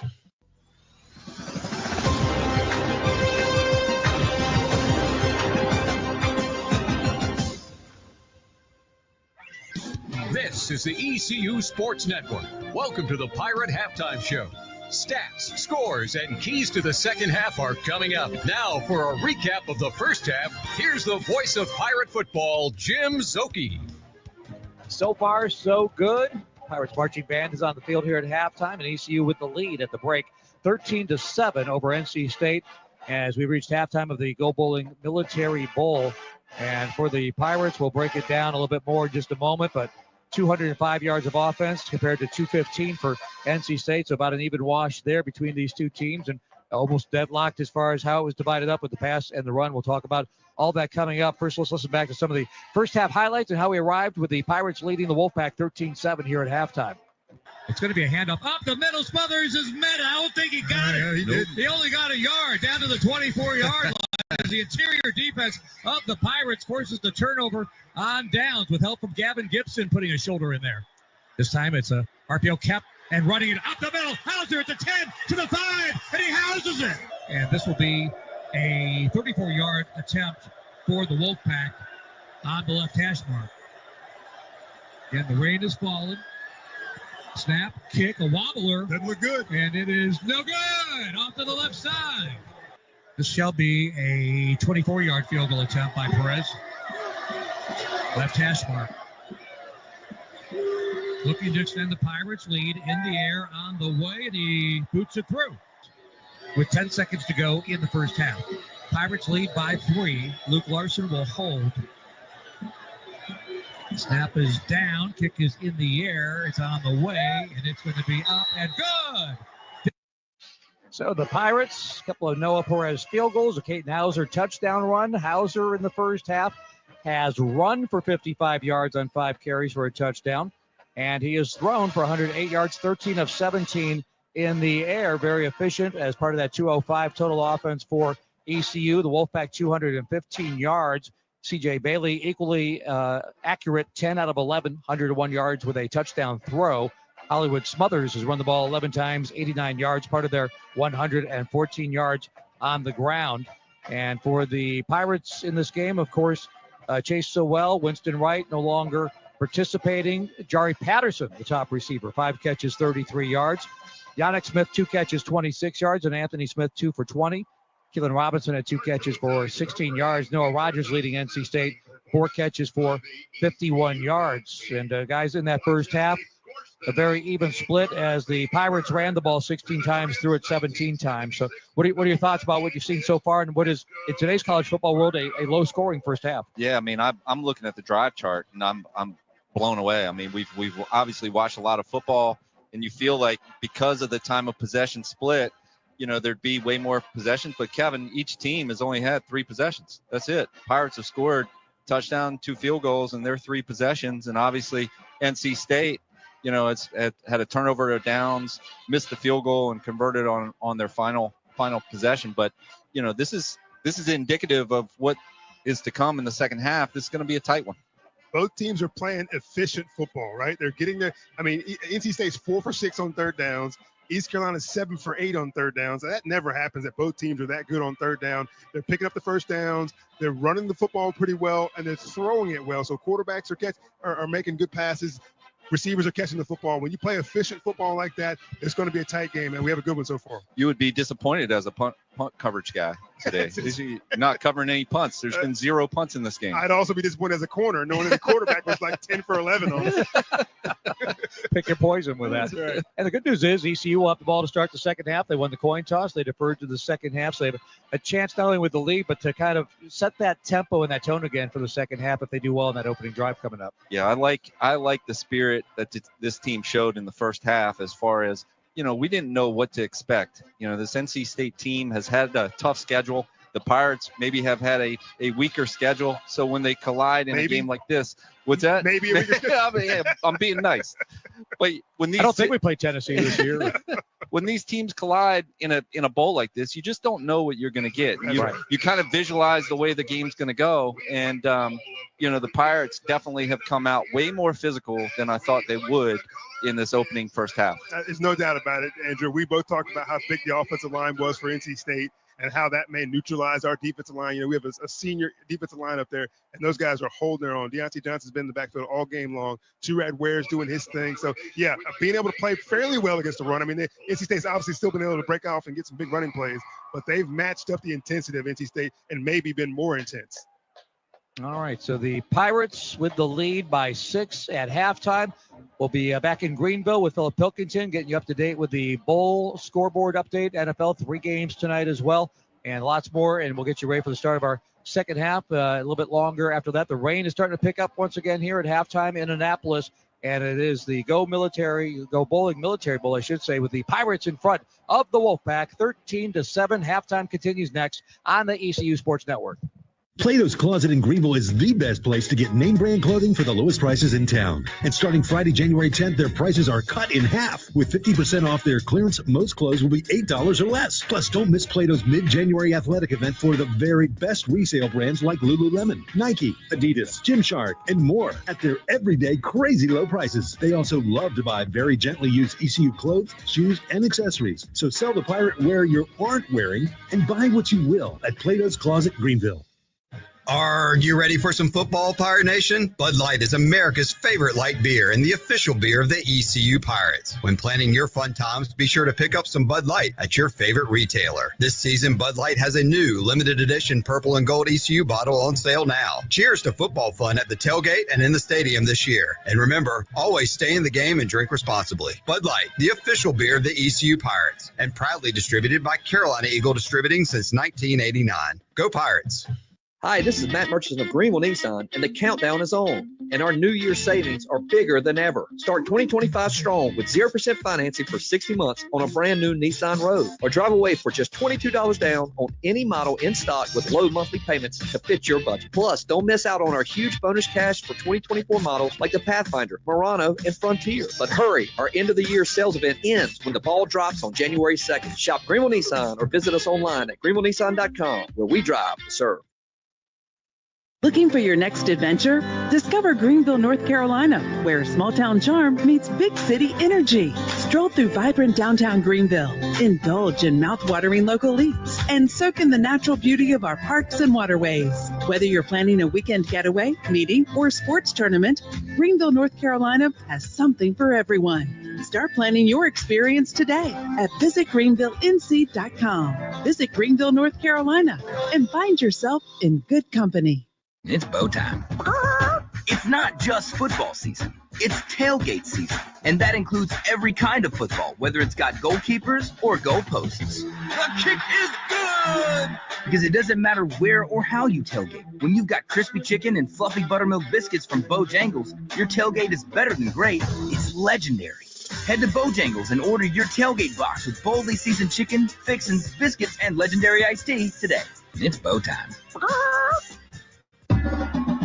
Wherever you go, whatever you do, score the confidence you need to start your journey with the power and exceptional capability of a new Ford F-150. With available smart tech like Pro Power on board, it's game on when F-150 is part of your team. For great offers and to learn more about a new Ford F-150, go to buyfordnow.com or see your Carolina Ford dealer today. Always consult the owner's manual for important operating instructions.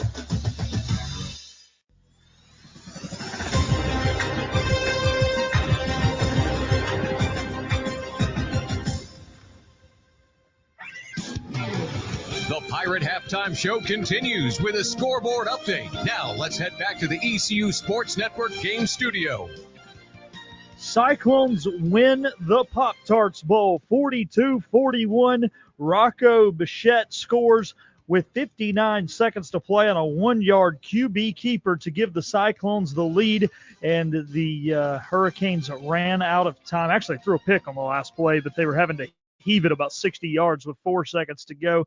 So Cyclones end up victorious in that one after they missed out on the college football playoff when they lost to Arizona State in the Big 12 championship game. Only other current bowl game going on right now, Red Hawks of Miami of Ohio up 29-10 on Colorado State, 3 minutes to play in the third quarter of that contest. Joe Burrow just scored on a QB sneak with 1:31 to play in the Bengals-Broncos game. Evan McPherson's point after was good, yes, it is good. 24-17 in favor of Cincinnati right now. Denver will have, 129 to play and 1 timeout. If Denver can get down and score and force overtime, all they would need is a tie to make the playoffs and be the 7th and final team from the AFC to clinch playoff berth. Looking elsewhere, just because we have a little extra time for any of you Canes fans, Canes are at home hosting the Devils right now. It is scoreless with 13 minutes to play in the first period. That will do it for our scoreboard update here on the Town Bank Halftime Show. We're going to take a timeout here on the ECU Sports Network, and Jim Szoke will be back on the other side. Hey folks, this is Coach Steve Logan, and I want to tell you about Sean McLawhorn and his company, Specialty FDR. Specialty FDR is a fence company based in Greenville, but they install fences all over the eastern part of this state. They install vinyl, aluminum, wood, chain link, any kind of fence or gate that you can dream of in all price ranges. They can even build you a deck to go along with your new backyard fence. Call Specialty FDR. You'll get a free, no obligation estimate. Remember, for a fence or deck, call Sean at Specialty FDR, 252-227-4685. Dank Burrito is now open at 108 Red Banks Road in Greenville. Get ready to elevate your taste buds, G Vegas. With our Dank Burrito app, your favorite burritos are just a tap away. Order for delivery or pickup. Enjoy mouth-watering flavors from the comfort of your own home. Download the Dank Burrito app today and unlock exclusive deals and get a free queso on your next visit. Join the flavor revolution at Dank Burrito, where every bite is a flavor bomb. Getting back to your best starts with better orthopedic and sports medicine care at ECU Health. I'm back on the court after my knee surgery. My legs are strong, and so is my game. Here, you've got the support of an entire team of highly trained surgeons, backed by the most advanced technologies in robotic surgeries. My surgeon and I made a plan for my hip replacement. Now, I'm back in the pool. We're bringing our best so you can perform your best. Learn more at ecuhealth.org/ortho. Pirate Nation, UBEPirateware.com is proud to support ECU Athletics and the ECU football team in the Military Bowl. Pirate Nation, it's time to get ready. As your largest retailer of pirate gear, UBE's Pirateware.com has everything you need to show off your pirate pride. Whether you're heading to the game or cheering from home, they're ready to supply you with all your pirate treasures. For all your official ECU pirate gear, go to UBE's www.pirateware.com. Go Pirates! Team Boneyard is helping ECU athletics in both recruiting and retention efforts, and we need your support. Hey, this is Hank Hinton, Executive Committee member of Team Boneyard. This past year, Team Boneyard raised about $1.5 million for NIL contracts with current student athletes. We're all looking forward to seeing the talent that came via the transfer portal, along with our best players that return to play at ECU this season. We have to continue to support the Pirate Club and fund scholarships, as well as improve our facilities through the Pirates Unite campaign. But NIL is now the only way to compete on the field and on the court. Quoting a large donor, what good is having nice buildings if you don't have good players to play in? To grow the Team Boneyard NIL fund, we need all Pirates to jump on board now. For as little as $10 a month, you can help ECU compete. Go to teamboneyard.org today and join this mission.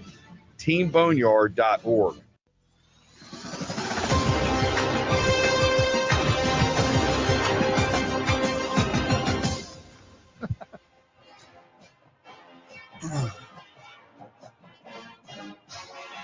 Halftime continues as we're in Annapolis, Maryland for the Go Bowling Military Bowl, along with Andrew Bays and Kevin Monroe, Jim Zoki with you, and the Pirates lead at halftime 13-7. Painted purple with National Coatings by visiting nationalcoatingsinc.com.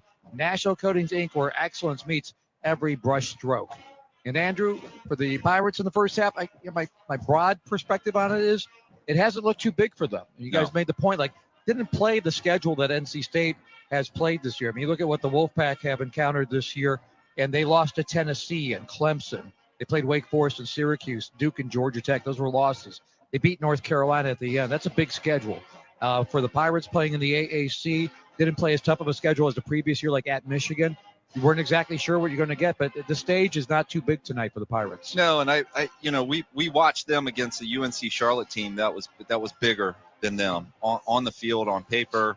Kevin, you saw it just as well as I saw it, and we got pushed around quite a bit. But so that's what I had in my head. But it's not fair to look at that, because I know that the locker room was a little bit different at that time, and things have changed. Blake's really gotten his arms around this team, but physically they look strong. You know what? And there's a component here, Andrew, and you remember when we played, even though you're not from North Carolina, but when we played these North Carolina teams, there's just that you don't want to let them have the edge on you, right? Like all the guys that were offered a scholarship at NC State were probably recruited at East Carolina, and a lot of the guys recruited at East Carolina were probably recruited at NC State. And so you have this competition. Plus, they probably played against each other in high school as well. So you don't want to let these guys get one up on you. It's the classic chip on the shoulder for the East Carolina Pirates. You want to prove yourself. You want to prove yourself worthy. Yeah. That NC State maybe overlooked you, so you got to get out there and you got to get after it. All right, a lot of football to be played, half a game, and the Pirates will have the ball first to start the second half. But first, we step aside for one final timeout before we begin the second half here in the Go Bowling Military Bowl with the Pirates in front of the Wolfpack, 13-7 on the ECU Sports Network. It's bow time. Some classics never go out of style, like fresh egg, American cheese, and hickory smoked bacon on a made-from-scratch biscuit. But why stop there? Pair it with crispy bow rounds and a hot coffee or medium drink. Your morning deserves a breakfast that has it all, from the fluffy egg and crispy bacon to the melted cheese and, of course, a legendary Bojangles biscuit. That's the ultimate breakfast combo. Order in the app or at Bojangles. It's bow time.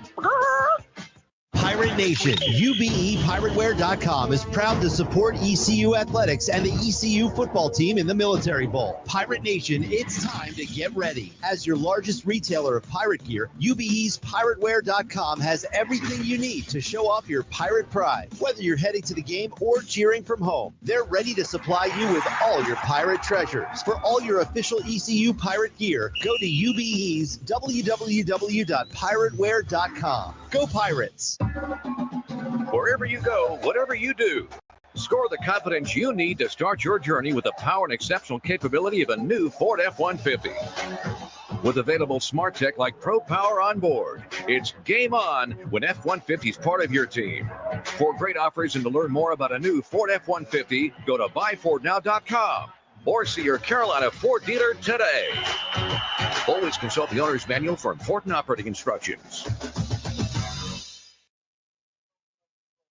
Looking for your next adventure? Discover Greenville, North Carolina, where small town charm meets big city energy. Stroll through vibrant downtown Greenville, indulge in mouth-watering local eats, and soak in the natural beauty of our parks and waterways. Whether you're planning a weekend getaway, meeting, or sports tournament, Greenville, North Carolina has something for everyone. Start planning your experience today at visitgreenvillenc.com. Visit Greenville, North Carolina, and find yourself in good company. Dank Burrito is now open in Greenville. Dank is your ticket to adventure in a tortilla. We combine bold flavors to make new kinds of burritos, tacos, and bowls like honey truffle buffalo chicken or teriyaki shrimp. Once you go Dank, you'll never want the same boring burrito again.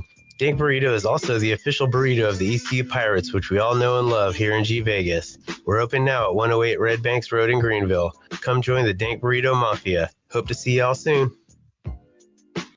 Plato's Closet in Greenville is the best place to get name brand clothing for the lowest prices in town. And starting Friday, January 10th, their prices are cut in half. With 50% off their clearance, most clothes will be $8 or less. Plus, don't miss Plato's mid-January athletic event for the very best resale brands like Lululemon, Nike, Adidas, Gymshark, and more at their everyday crazy low prices. They also love to buy very gently used ECU clothes, shoes, and accessories. So sell the pirate wear you aren't wearing and buy what you will at Plato's Closet, Greenville.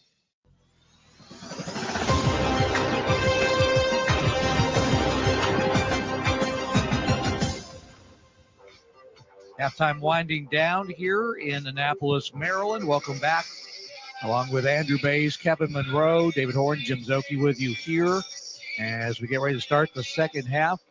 And the Pirates will be receiving the kickoff with Jari Patterson and London Montgomery standing inside the 5. Of course, no Winston Wright as he will be participating in a postseason Senior Bowls. And so Pirates up with the next couple guys in this case, 2 men up to return this kick either way and lead it 13-7 over the Wolfpack. Half a game to go here. Kickoff is a deep one. They'll let this go. And 9 yards deep and back out of the back of the end zone for the touchback for the Pirates. And as often happens on special teams, a little extra at the end. And special teams is a different breed, right? That's right. It's more of a visual than we could describe, but it's a lot of extra action. That kickoff specialist, he's got a leg, man. I think that was 9 yards, 10 yards deep. Yeah. They've only had 10 non-touchbacks this year. That's a weapon. It is a weapon to have when you don't have to ever worry about that. It's Colin Smith doing the kickoffs for NC State. Pirates begin at their own 25-yard line, go empty backfield, flip to Jari Patterson. I think they were going to do a reverse, but he gets snowed under inside the 20 on a slow developing play and lose 5 yards. I think it was Anthony Smith that was coming in motion that might have received the flip, but they never got that far. Yeah, it's one of those plays that looks like a genius when you hit it, but you try a double reverse in an opening play of second half and take a loss like that. That's a tough one. They've definitely seen that play on film. The Pirates have run it before.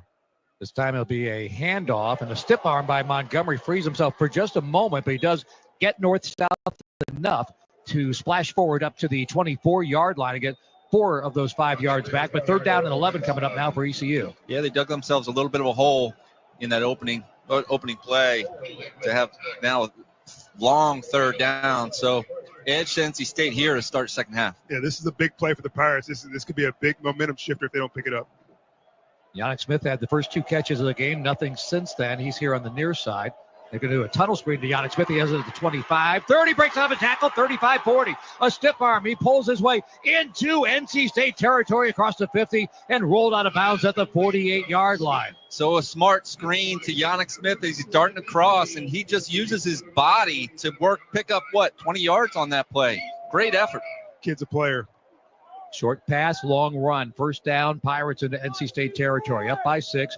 Early stages, second quarter. Wide receiver screen again. It's Yannick Smith, and he steps around a defender, gets downfield to the 40, picks up 7 more yards. For such a young player, he plays as an experienced guy. You know, Kevin, he looks like he's very experienced, played a lot of football. It's that confidence factor. I think it comes from Hauser. He's such a confident player out there. This time a handoff. Ball on the floor. Oh, and yep, it's Hauser keeping it. He handed it off as a fake attempt to London Montgomery, kept the ball, and then just has to put himself on the ground at the 43-yard line. Loss of 3. Yeah, just a little bit of indecision there, probably on his own read. Decided to keep it at the very last second. London had a grip on it. I think if he keeps a handle on it, Hauser can run for a little while, but got knocked out of his hands. 3rd and 6. Trips receiver left, 1 to the right. Rajay Harris checks in at tailback. He's to the right side of Caden Hauser. Looks to the sideline for the play call. Might be 4-down territory here if you can pick up a few yards. 3 on the play clock. And timeout. They can't get the play off in time. So Hauser kept motioning towards the sideline. He was not getting the play call coming into him, and he has to call the timeout. Good job by him for recognizing that, though. Yeah, looks like they were kind of stumped at the line of scrimmage. Yeah, it's early in the 3rd quarter, but this is a big 3rd down play right here. You don't want to mess this up. I hate to lose a timeout, but it's not one you want to take a delay game on. Yeah, already looking at 3rd and 6 after losing 3 on the previous play. And had some momentum going on this drive in Wolfpack territory at their 43. About 2.5 minutes gone by here in the second half with ECU leading NC State 13-7. Anthony Smith will line up wide to the left out near the numbers. Yannick Smith again here on the boundary side. Mentioned Rajay Harrison as the tailback. Hauser will keep the ball running and falling near the first down marker across the 40. Falls down at the 37, 38-yard line. This is going to be dependent on the spot. I don't love that spot at all. Now it's about a half a yard short just inside the 38, but the Pirates not hesitating at the 38 to keep the offense on the field. Can you challenge that spot? Man. I thought they took about a half a yard away. Needed the 37, ball just inside the 38. Does have Harris in the backfield with him, and he won the option. Pitched it here. It's a running room for Harris. Stutter step at the 30. 25-20 down the right side. A shoestring tackle inside the 20. He's brought down at the 17-yard line. He was one missed tackle away from taking that for a touchdown. So the edge bit on a possible keeper on short yardage there, and it's just an easy pitch to Rajay, who did all the rest of the work. John David Baker's in his bag today. I'm telling you, he is calling a great football game. I think everybody in the stadium thought that ball was going up the middle, either to Hauser or to Rajay. He goes outside on the option and fakes out everybody, and Rajay makes a nice move there to pick up the extra yards. First pitch option of this game, and now is in the red zone. First down and 10 for the Pirates. Handoff is up the middle, fake. Now it's a throw to the left side. Anthony Smith incomplete, running an out route at the 10. And Hauser and Smith both hands up at each other. I think Caden Hauser wanted Smith to continue to work to the edge, and he kind of stopped on the route, turned around. Hauser wanted him to keep going. That's exactly right. Anthony Smith ran what we call a get open, where you just kind of turn and you fit in a little spot there, and it was supposed to be an out route according to Hauser, and that was a bad miscommunication right there. Double tights to the right, 12 personnel blitz coming as Hauser keeping it. As he recognizes off the left edge, there was pressure coming and does well to take it up the middle and get it to the 15-yard line for 2 yards. NC State player taking dive. Yeah, that's their biggest player. I've seen a few of those today. Cleveland, who's about as big as Cleveland, Brandon Cleveland taking that dive there. Luckily, the officials aren't falling for those flops. No. And they'll actually only give 1 yard, not 2, so to the 16-yard line, 3rd and 9, Pirates at the Wolfpack 16-yard line. You got to be careful with the football down here. You got to be careful with the football. We'll take the 3 points and go up by 2 scores if you can't get it right here. They'll bring Jari Patterson in motion, but they're looking up the middle. Throw is going to be a dump off as complete. Anthony Smith breaks the tackle at the 10, at the 5, and he gets belted at the 3. Goodness. He took a 2-hand shiver, and that was a dead stop when he got hit by Sean Brown. But 1st and goal from the 3 coming up for the Pirates. Yeah, that was good effort. That was an underneath throw to Anthony Smith, and Anthony Smith playing with a little something extra against his former team and kind of got the run into that one. He needed a little more extra on that play. Holy cow. Man, that was a clean hit, but, man, he stopped him right in his tracks. Cobweb clearer. And they mark the ball at the 4. 1st and goal at the 4. Montgomery's the tailback on the delay.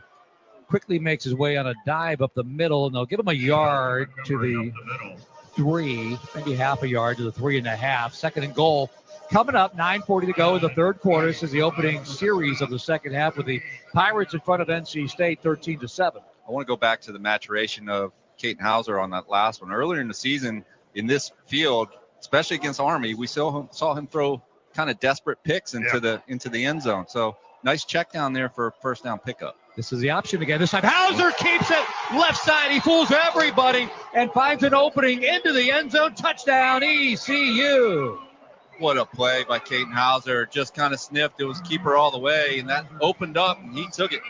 He looks like a veteran running the option. I mean, you wouldn't know that we've only run that play a handful of times to him all season long. He has 2 rushing touchdowns today because he's making the right reads. He's a patient player. That's a great run right there. He just flexed pretty much on that outside backer who was kind of lost in space, didn't know which way to go.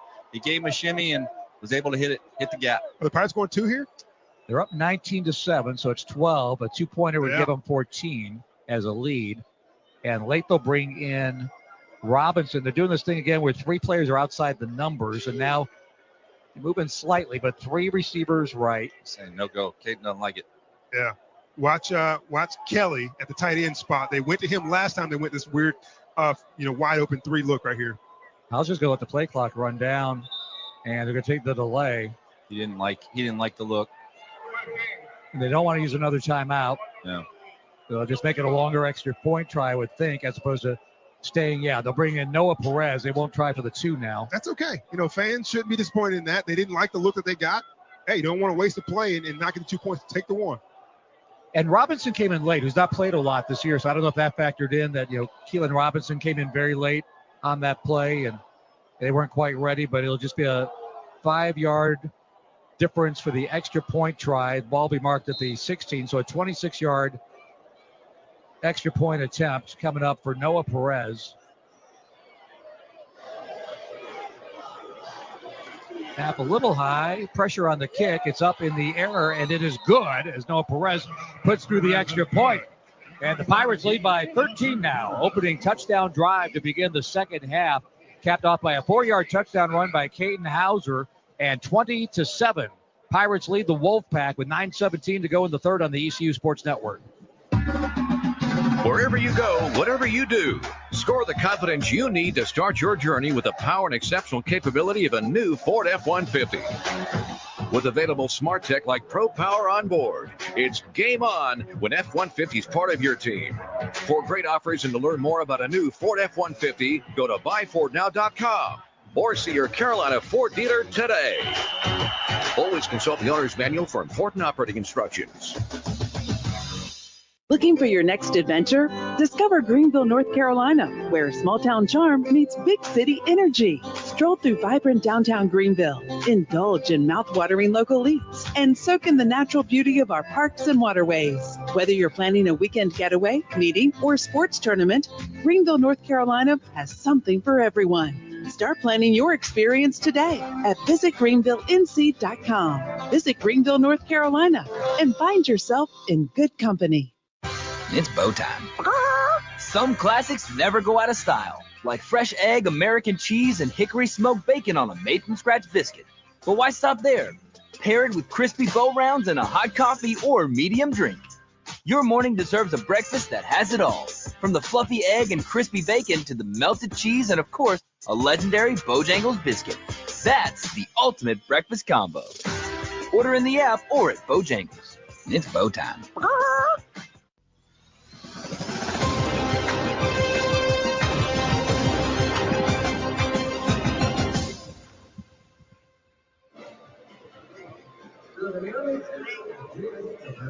Pirates with a long touchdown drive to open the second half.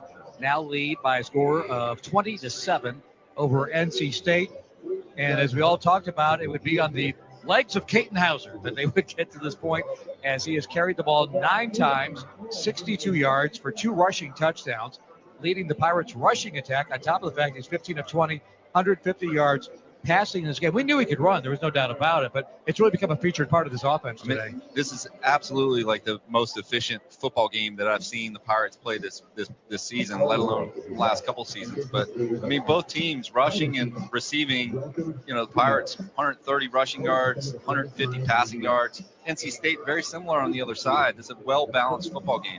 Pirates got to keep it going. Listen, you could play, and don't take this the wrong way, you could play Gardner Webb and not be 9 for 11 on third downs. I mean, they are really doing a great job of play calling on third down, making things work.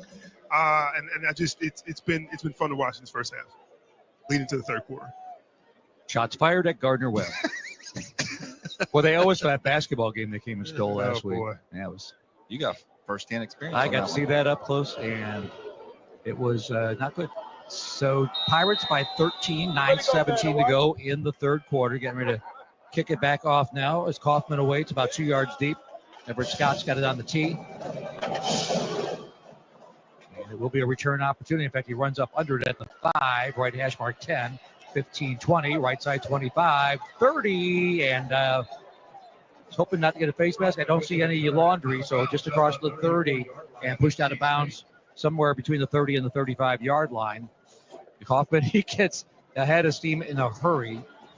if the number one rule in kicking is if you're going to be short on the kick, you don't want to be short in the middle. Short in the middle, right? Come on. Yeah.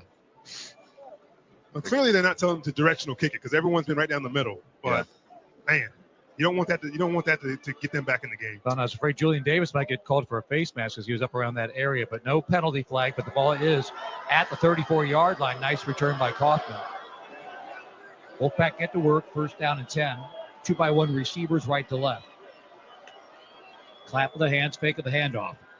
Bailey under pressure throws the out route, and it is caught across Pirates territory around the 45-yard line. Wesley Grimes makes the grab, and a big chunk on their first offensive play of the second half. Good for 22 yards. That's just like Hauser did earlier in the game. It's just a well-thrown football. These quarterbacks are dealing tonight, both of them. Yeah, Bailey now 12 out of 13 throwing the ball. They're going to take a look at this. Only going to get one foot down, of course, but got to have possession in your hands before you go out of bounds. It looked like the lead foot might have stepped out of bounds, but you have to see if that back foot got down before the lead foot stepped out of bounds. So the Pirate coaches were all over it. They were pointing at the sideline, so there was something going on there. We'll have to see. The monitor is right above my head, so I'm counting on you fellas to see what is happening here. They're not showing it on the in-stadium scoreboard yet. There's a stoppage of play for an official review. As they take the official review. Kev, that's Close. close. Right? Yeah. He's got to do a better job of trying to get that foot down. He kind of extended it and didn't point the toe. Heck of a throw. Yeah, that was really nice. Wesley Grimes, the receiver. The whole way I was thinking it was overthrown, and he put it right in the pocket. So what's the verdict? What are you thinking? Well, they're not showing us a replay. They're doing a segment, of a super fan. Yeah. How's that going? Well, I think the guy got injured, so I'm okay with it. But outside of that, get the replay. But that's showing it here in the stadium, so they have the official review logo and graphic up on the video board here, but no extra in these look. Bowl games, they should show the replays. You know what I mean? You're not offending anybody, right? Right. All right, Just make it. It was a quick one, so we'll see what Here the we go, call Kev. is. Here we go, Kev. After further review, the ruling on the field is confirmed. It's a completed catch. Wow. First So down. before that NC State. long stride, Back he foot. had the back foot was down Yeah. before he long strided it. Yeah, good job. And that puts it at the Pirate 46-yard line. So first down and 10 for NC State. Clock now restarts and is moving. 8:50 to go in the third quarter. ECU leading NC State 20-7. Receivers 3-by-1. They've yet to get the ball to the hands of their tight end, Jolie. This time it's going to be a run and a throw and a slant at the 40. Dinged a couple times and then brought down at the 38-yard line is Noah Rogers. Yeah, he took a couple of shots on that one. In between the 30s, State's moved the ball with no resistance. The Pirates have buckled down, kind of at that 30 red zone marker. They got to do better out in the middle of the field. 8 yards on that reception. Pirates not lined up. And that On the ball is ground. dropped out of the shotgun, but Bailey picks up. He's got all day to look downfield and throw. Penalty flag down. Now he's running 35-30 and slides down inside the 30, but there are penalty flags coming from the backfield. Yeah, definitely going to be a holding. Yeah. Holding. Offense number 79. 10-yard penalty. Replay second down. Dante Johnson making sure everybody in the house saw that one. Pirates caught a couple breaks there. One, they were not lined up. Right. So there was mismatches on the far side of the field with their wide receivers. And then CJ drops the ball at the line of scrimmage, and then there's a holding penalty. Yeah, that play was a mess. It was an absolute mess. So Pirates catch a huge break there. If State gets a clean snap, there's probably receivers open all around the field because the Pirates were, as Andrew said, late getting lined up. But it works out with the penalty. Second down and 12 as they mark the ball at the 48 on the ECU side. 2-by-2 receivers. 7:45 to go in the third. Pirates lead by 13. Bailey looks left now, is going to take off and run. At the 45, goes head first, and he'll go down at the 41-yard line. It's a favorable spot because he did not slide, but he went forward. That's not the slide they teach you. They don't teach you the head first slide there, CJ. That's how you get hurt. Good discipline by the Pirates there, not collide into him there. That was Omar Rogers. I know there's been a highlight lately of these quarterback slides and hits, and that was good discipline right there. Third down and 5 coming up for the Wolfpack. Nobody milks the slow run off the field like the Pirates do. No. I love it. Jaden McKenzie now to the sideline. From the 41, 3-by-1 receivers, and another quarterback draw. It is Bailey getting forward across the 35, lowers the head, and down at the Pirate 34-yard line. Got 2 more than he needed and picks up the first down for NC State. Yeah, that's a we're going to go for it on fourth down here kind of play. I don't think they expected to get all 6 of those right there, but nice job of him kind of staying in between the tackles, being patient, making a good run. That's where he reminds me of Jaden Daniels with that slender frame. He's just able to carve in, into other spots, pick up a yard or 2. Up to the lineman, sets the play.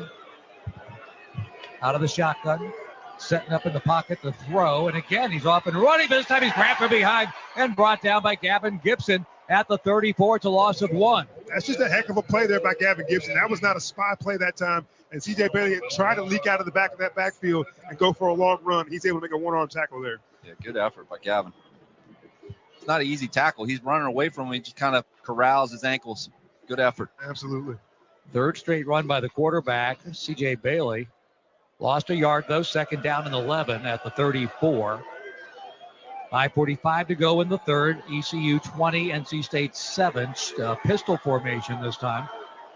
And now they'll bring a receiver in motion to the right side and a fake to the right, looking over the middle. Sidearm throw. First time Jolie, the tight end, catches the ball. He doesn't go very far. Brought down at the 32-yard line, only a gain of 2 to their star tight end, their leading receiver.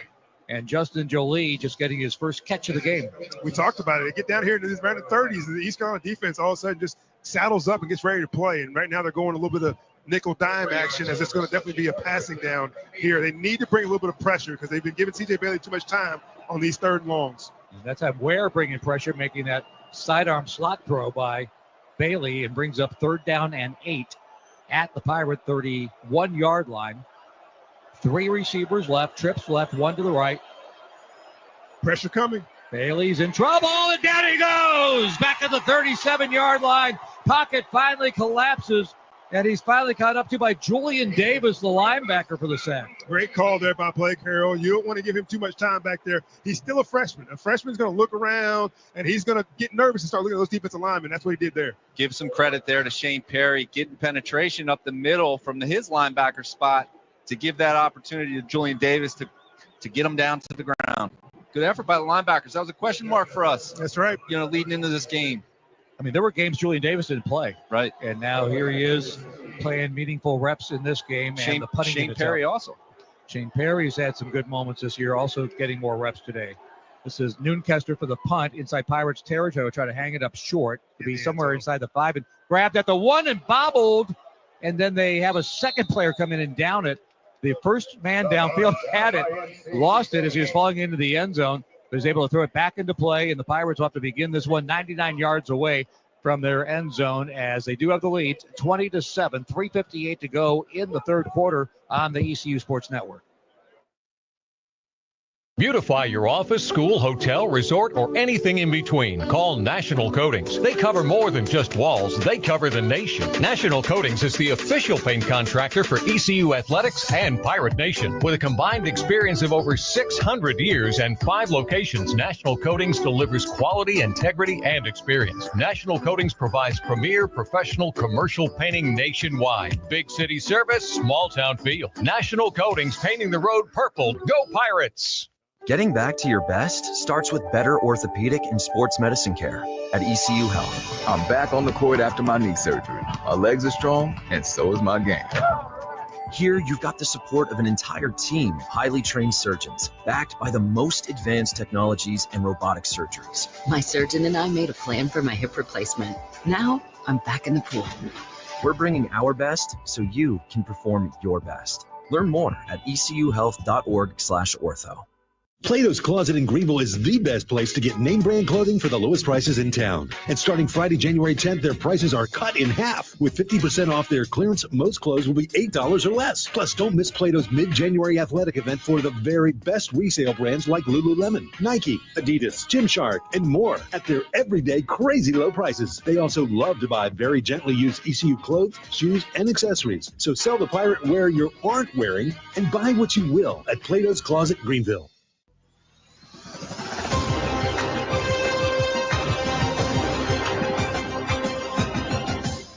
it purple with National Coatings by visiting nationalcoatingsinc.com. National Coatings Inc., where excellence meets every brushstroke.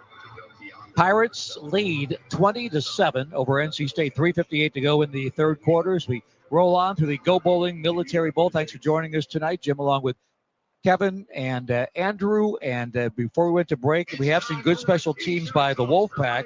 Caden Noonkester punts it down to the 1 yard line with a high floating punt. And it was Takari Collins that was able to down it at the 1, although Keystone Coppish, he bobbled it and the second player came in and downed it there. But you guys had that play down, Pat, when you were playing in the late 90s, right? I don't think there's too many broadcast teams that have that connection. Punter. That's true. You know, our senior year, we were number 1 in the country in punt coverage, and big reason was Kevin and Forrest Foster on the other side, and that's a huge threat when you have athletic guys that can not only get down the field in a timely manner, but be able to corral the ball inside the 10-yard line. And that's something we did. Had a lot of fun doing it for 4 years. I'll tell you a quick story after this play. Pirates will begin at the 1 yard line. Rajay Harris will be the tailback. And job 1 is to get away from the other end zone and get some operating room. They'll bring Anthony Smith as a receiver out to the right side. Like Jari Patterson in the slot. And we got a pistol formation with Rajay Harris. And it's actually the tight end Connor that is in the backfield now as an extra blocker. Handoff. Rajay breaks through at the 5, 10, left side 20, 25, 30. 35-40 and pushed out of bounds by the safety Fitzgerald, but a run to the left side. They bring in J.C. Connor, the tight end, at the last moment for a wham block, and then wham they go 40 yards up the left side for Rajay Harris. That wham block just sprung them. That hole opened up, and Rajay just hit it. What a heartbreaker. Oh, that's a killer right That's there. a soul-crushing play, isn't it? Gracious. I mean, you begin at the 1, and you're up to the 41. Trips formation. Now Jari comes in motion. Stops in the backfield. Fake of the handoff. Caton's going to keep it. Tuck it under 45-50. Here he goes with a head of steam into Wolfpack territory. Finally slides down at their 44-yard line with a tough hit. Pirates with gash plays back-to-back on big runs between Rajay and Caton. They got something cooking here on this drive. Well, Caton's decision-making today. This time he hands it off to Rajay again. He sidesteps a man at the 40, puts his head down at the 35, carries a tackler down to the 30-yard line, picks up 13 more, and this is just a dominating rushing possession by the Pirates. Kevin, that what we were talking about earlier, that's just different effort right there. One team wants it more than the other team right now. Gonna throw on tempo, pump fake. Hauser nowhere to throw to and avoids the sack. Moves forward up near the line of scrimmage. Might have picked up half a yard just inside the 30-yard line, but both receivers covered on their routes. Hauser tucks it under and avoids the sack, gets a couple. Marking right at the line of scrimmage at the 30. Jim, I'll take that play any day of the week. Like, you don't see it downfield, tuck that ball and get what you can get. Don't throw into coverage and risk turning the ball over. Rajay Harris with that 40-yard run is over 100 at 110. Hauser now 11 carries, 78 yards. 199 on the ground for the Pirates. They do the RPO. Hauser keeps it a little bit messy at the mesh point, but twirls forward for 2 down to the 28-yard line. That was a good job by the Pirates picking up the corner blitz on there, able to get a few yards on that one. And even if it doesn't work out right here, you're in field goal range. It'll be a long field goal, but you're in field goal range after starting with the ball on the 1 yard line. Yeah, you can't force it in this position. You just got to pack away at some yardage, aim for some points. Hauser, 15 of 20 passing, 150 yards, 2x2 receivers in the pocket, looking right, out route, looking for Patterson, but incomplete. He's around the 20-yard line. His route deeper than the throw was. Will bring along 4th down and 8. I don't know. Yeah, they will try. Yeah. Noah Perez here. This will be about a 45, 46-yard field goal attempt coming up. Yeah, this is going to be probably max of his effort. Yeah. It's the right call, though. Take what you can get. You were backed up deep. You flip the field on them. See if you can make it happen. All right. Perez will be on the left hash mark. This will be a 46-yard field goal attempt. And I believe it would be the longest of his career. Snap's a good one. Kick is delivered. Got some drive on it. It's on the way. It is up, and it is off to the left. No good. Had to put a little something extra on it. It was a little bit of a lower liner that time, and that affected the accuracy. Misses it to the left side. And with a 1:23 to go in the third quarter, our score remains the same. Pirates lead the Wolfpack 20-7 on the ECU Sports Network. Looking for your next adventure? Discover Greenville, North Carolina, where small-town charm meets big-city energy. Stroll through vibrant downtown Greenville, indulge in mouth-watering local leaps, and soak in the natural beauty of our parks and waterways. Whether you're planning a weekend getaway, meeting, or sports tournament, Greenville, North Carolina has something for everyone. Start planning your experience today at visitgreenvillenc.com. Visit Greenville, North Carolina, and find yourself in good company. It's bow time. It's not just football season. It's tailgate season. And that includes every kind of football, whether it's got goalkeepers or goalposts. The kick is good! Because it doesn't matter where or how you tailgate. When you've got crispy chicken and fluffy buttermilk biscuits from Bojangles, your tailgate is better than great. It's legendary. Head to Bojangles and order your tailgate box with boldly seasoned chicken, fixins, biscuits, and legendary iced tea today. It's bow time. Are you ready for some football, Pirate Nation? Bud Light is America's favorite light beer and the official beer of the ECU Pirates. When planning your fun times, be sure to pick up some Bud Light at your favorite retailer. This season, Bud Light has a new limited edition purple and gold ECU bottle on sale now. Cheers to football fun at the tailgate and in the stadium this year. And remember, always stay in the game and drink responsibly. Bud Light, the official beer of the ECU Pirates, and proudly distributed by Carolina Eagle Distributing since 1989. Go Pirates!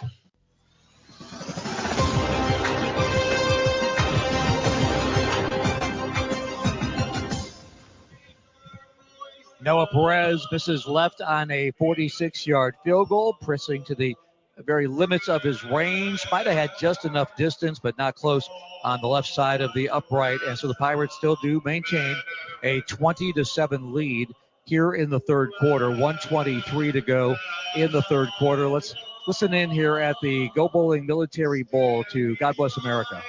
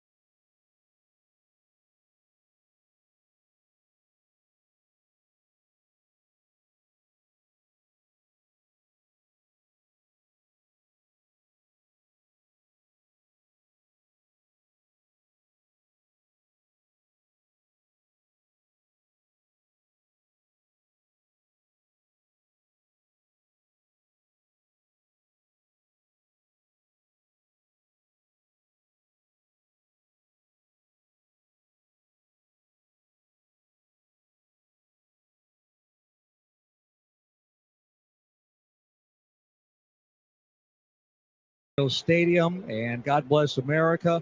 1:23 to go in this third quarter of the Military Bowl. Go Bowling Military Bowl, 36 years strong now. Different sponsor names in front of it, but the same event in different locations here in Annapolis, Maryland, home of Navy football, which pulled off a big win, of course, yesterday over Oklahoma in their bowl game. Pirates on defense. Wolfpack to start this drive. First and 10 at their 28. Making a flip to the left side. Now they throw over the head, incomplete.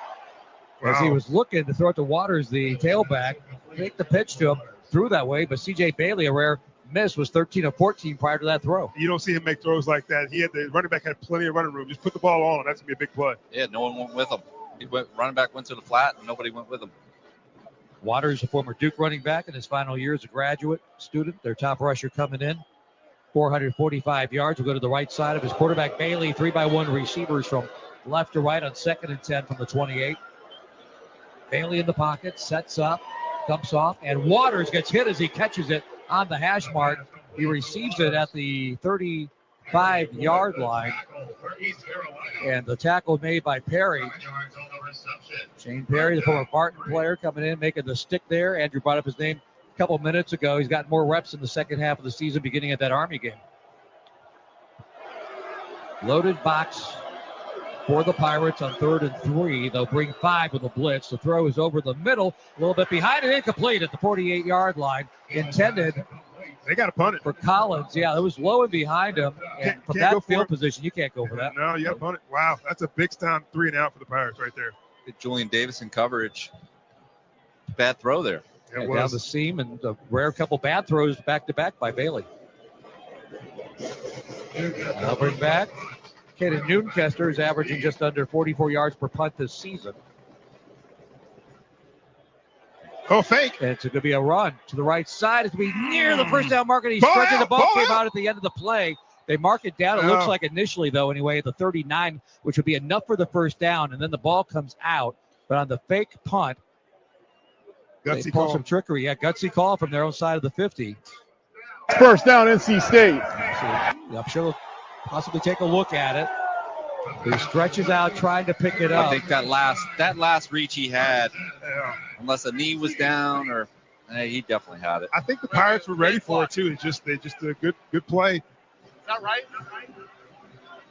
So they mark the ball at the Wolfpack 39. Final 2 seconds ticking off of this third quarter, and they won't get a playoff to start the fourth quarter. So NC State having to resort to some trickery, but it buys them an extra possession here as we head to the fourth quarter. They'll have the ball at the Wolfpack 39-yard line when we begin the fourth quarter. Pirates putting up four fingers, no quarter, and 20-7. Pirates lead over NC State headed to the fourth at the Go Bowling Military Bowl on the ECU Sports Network.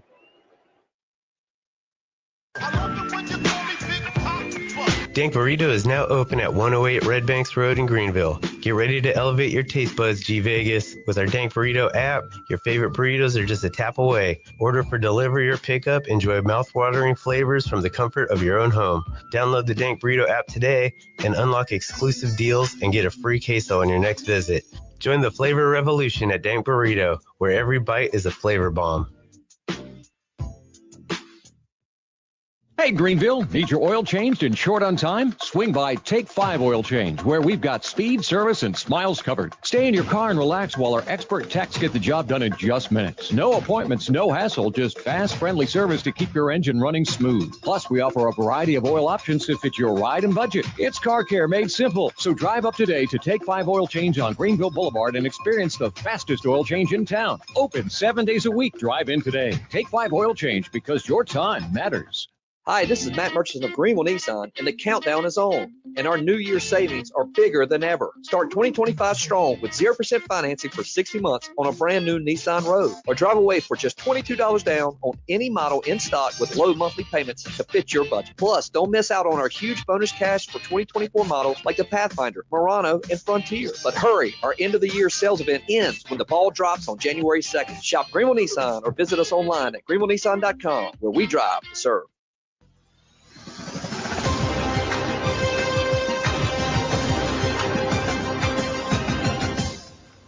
Welcome back into our ECU Sports Network studios.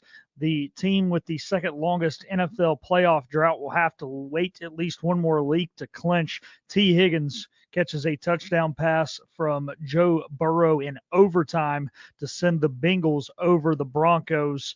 Broncos still control their own destiny, but this lets the Dolphins, Colts, and Bengals all stay alive in the AFC playoff picture. 2-minute warning right now in the Snoop Dogg Arizona Bowl. Miami of Ohio up 43-17 on Colorado State, so that one's all but over. And in the Alamo Bowl, BYU up 7-0 early on Coach Prime and the Colorado Buffaloes. There's 4:48 to play in the first quarter of that one. That will do it for your scoreboard update here on the ECU Sports Network. Now we'll toss it back to the Go Bowling Military Bowl. Here is Jim Zoki. Thank you, Philip. 3 quarters down, 1 to go. In Annapolis, Maryland, ECU leads 20-7 with 15 minutes to play. Wolfpack ball, though, as we get ready to start the fourth quarter, they begin at their 39-yard line off of a fake punt, and they got just enough on the fake punt run to get one more than they needed to pick up a first down. And Kevin, obviously, it's a desperate move when you have to resort to something like that, but for the Wolfpack, they just stole an extra possession there. They did. That's huge for them, and that's a big confidence builder. If they can go down and score, that'll be a big play in this game to make it within one score. So we'll see if the Pirates can go there next year and get a stop. Out of the shotgun, empty backfield. Now they bring Waters, the running back into the backfield on the right side of Bailey, the quarterback. Fake of the handoff will look to throw, and the scramble to the right side, buying more time as Bailey looks downfield and finds Jolie, the tight end, bounces off a defender, and inside the 40 he goes. Off of Danka, who misses the initial tackle. He's brought down inside the 40 at the 38-yard line. So another big play, but we do have a penalty flag as we roughing the quarterback. Defense number 56.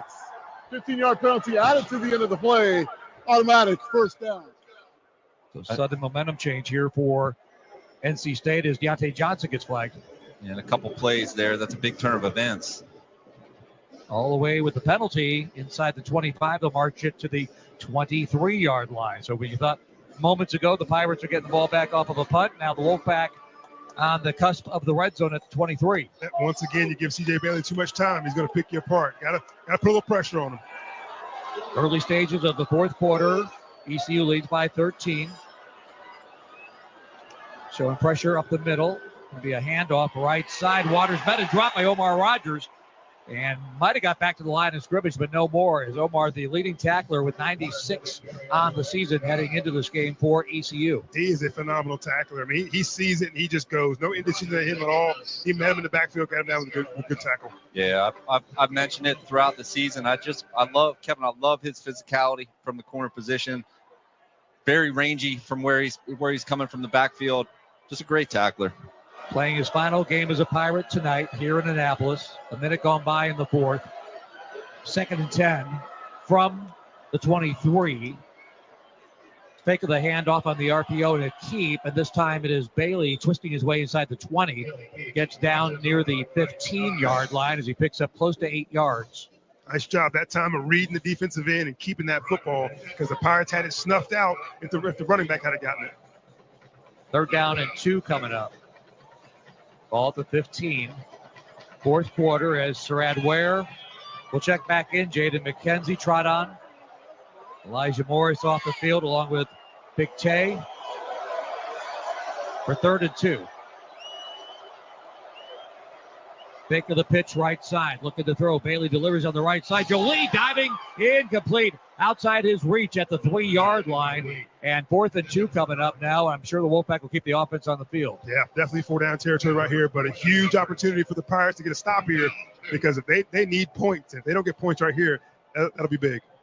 They put Jolie in a tough situation right there. If he would have been able to corral that ball, he would have gotten a big hit coming his way from Pirate defenders. The old hospital ball. Yeah. 4th and 2 for State at the ECU 15. Loaded box for the Pirates. I think Bailey keeps it. They bring motion with Rogers from right to left. Back to throw. Bailey throws right side. Jolie is open in the end zone. Got behind the Pirates defense for the touchdown. Wolfpack as Nash and Rogers were in chase mode, and somehow Jolie got beyond the Pirates defense. Sam Danka saying he was being held, but no penalty flag down. I'm not sure how that happens. I mean, they have the all-out blitz coming, which means you're in man-to-man. You know you got him, and he gets behind 2 guys. I think, Kev, that's just athleticism from Jolie. He's special talent. He's their leading receiver. Somehow got behind Omar Rogers on that one. Oh, he's 251. I got to imagine our safeties can run with him. Extra point try now to bring it even closer for the Wolfpack is up, and it is good by Mindset. And it's just a 6-point separation now. 13:04 to go in the fourth quarter. ECU 20, NC State 14. More coming up next with the Go Bowling Military Bowl on the ECU Sports Network. Wherever you go, whatever you do, score the confidence you need to start your journey with the power and exceptional capability of a new Ford F-150. With available smart tech like Pro Power on board, it's game on when F-150 is part of your team. For great offers and to learn more about a new Ford F-150, go to buyfordnow.com or see your Carolina Ford dealer today. Always consult the owner's manual for important operating instructions. Getting back to your best starts with better orthopedic and sports medicine care at ECU Health. I'm back on the court after my knee surgery. My legs are strong, and so is my game. Here, you've got the support of an entire team of highly trained surgeons, backed by the most advanced technologies and robotic surgeries. My surgeon and I made a plan for my hip replacement. Now, I'm back in the pool. We're bringing our best so you can perform your best. Learn more at ecuhealth.org/ortho. Plato's Closet in Greenville is the best place to get name brand clothing for the lowest prices in town. And starting Friday, January 10th, their prices are cut in half. With 50% off their clearance, most clothes will be $8 or less. Plus, don't miss Plato's mid-January athletic event for the very best resale brands like Lululemon, Nike, Adidas, Gymshark, and more at their everyday crazy low prices. They also love to buy very gently used ECU clothes, shoes, and accessories. So sell the pirate wear you aren't wearing and buy what you will at Plato's Closet, Greenville.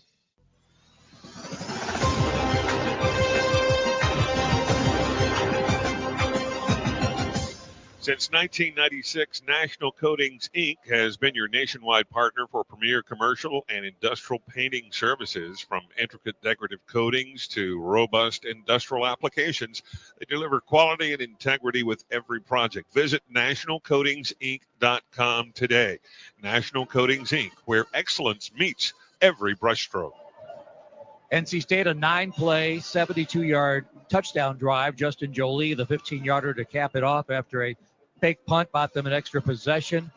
ECU still with the lead, 13:04 to go in the fourth quarter, 20-14 now, though, over the Wolfpack. And the Wolfpack are not going gently into the night as they have scratched and clawed their way back into one possession of this game now.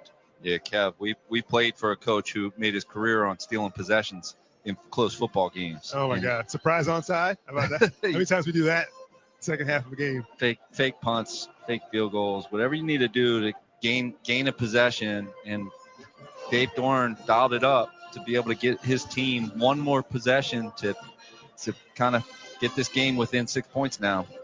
So we're in a big game. Back and Andrew and I are seniors, and we get stopped on a 3-and-out or whatever. Andrew goes back to punt. I took myself out of the game. I'm tired. Took myself out of the game. I'm on the sidelines. Andrew punts it. Guy gets a great punt return. He returns it like 60 yards down the sideline. I think Andrew has to run him out of bounds. Coach Logan's walking the sideline. Where's Monroe? Where's Monroe? He gets over there to me. He said, you want to take yourself off of something? Take yourself off a corner. You do not come off of being a punt flyer. And I was like, man, come on, Coach. That shows how valuable you were. Yeah. Needed to have you.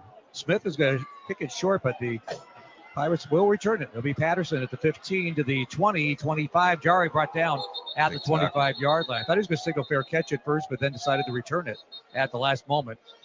And the Pirates will have it at the 25. So, Kevin, these are these possessions in the game where, you want to win the game. Yeah. You got to go do it, right? It's everything. You got to put everything in the past up until this point. Now you got to go win a football game. That's right. A 3-and-out right here is just, it would kill you. You've got to get first downs. You got to move the chains, run the clock, and try to get points out of this drive. Caden Hauser in this game, 16 out of 22, 145 yards. No touchdowns, no picks. He's run for 80 yards and 2 touchdowns. Orbit motion behind him from Yannick Smith. It's a handoff up the right side, and getting a couple up to the 28-yard line is Montgomery. So he picks up 4 on first down. That's good pickup. Start off this drive with a good little pickup. Just the 7th carry for Montgomery, 11 yards. Gets the ball again in his hands to the right side, turns the corner, pulled down from behind as he was just getting up to a head of speed. He crosses the 30, and see where they mark him down at the 31. We'll need 3 yards coming up on third down. Got an injured Wolfpack player. Kamal Bonner. That was pretty explosive to be able to get London Montgomery down on that edge. Unbelievable tackle. He's turning that corner, and he easily gets that first down. He doesn't make that tackle. Redshirt freshman out of Georgia, Bonner. And so the Wolfpack medical crew will tend to him. He is on his back right now and now sitting up. So big play coming up, 3rd down and 3 for the Pirates. As Kevin said, you don't want a 3-and-out. Momentum is definitely back on the Wolfpack side right now. And there's Noah Potter, by the way, the defensive end getting up. He was filling in for Davin Van, I should say. Davin Van was the guy that was leading the FBS with 6 forced fumbles this year and 6.5 quarterback sacks. 3rd and 3 here for ECU. Tight formation, loaded box, faking the handoff. Hauser's going to throw, complete to Patterson, but he's tackled behind the line of scrimmage at the 29. Everybody near the line of scrimmage. Completed pass to Patterson, but he's wrapped up and dropped for a 2-yard loss. That play that play was busted from the jump. NC State sniffed that one out. They knew it was coming. That screen was not set up well. They've been so good on third down conversions today. They were 9 of 12 prior to that. Yeah. It's unfortunate. There was nothing there at all. You had one option on that side. You got to give your quarterback more options. That was dead in the water. And now to be Luke Larson on the field for the first time as a punter. We got a penalty flag there.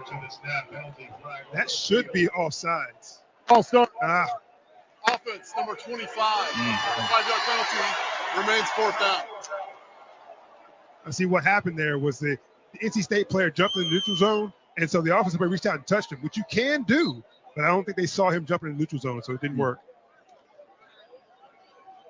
Missed opportunity there. Yeah, need a big punt here by Luke. And Kaufman standing at the 40. We've already described how dangerous he is as a returner. Larson punt, pressure coming. Got away a pretty good punt. Kaufman will have a single fair catch at the 40-yard line. Kaufman with a fair catch at the 40-yard line. The ball was in the air for about 50 yards. It was about a 35-yard punt. Right. The pressure was coming. He did a good job of getting in the way. Yep. NC State's got good field position here to start this drive from the 40-yard line. So now the Pirates defense will have to hold. Remember, it's a 6-point game. 11:22 to play in the fourth quarter. 20-14 Pirates lead.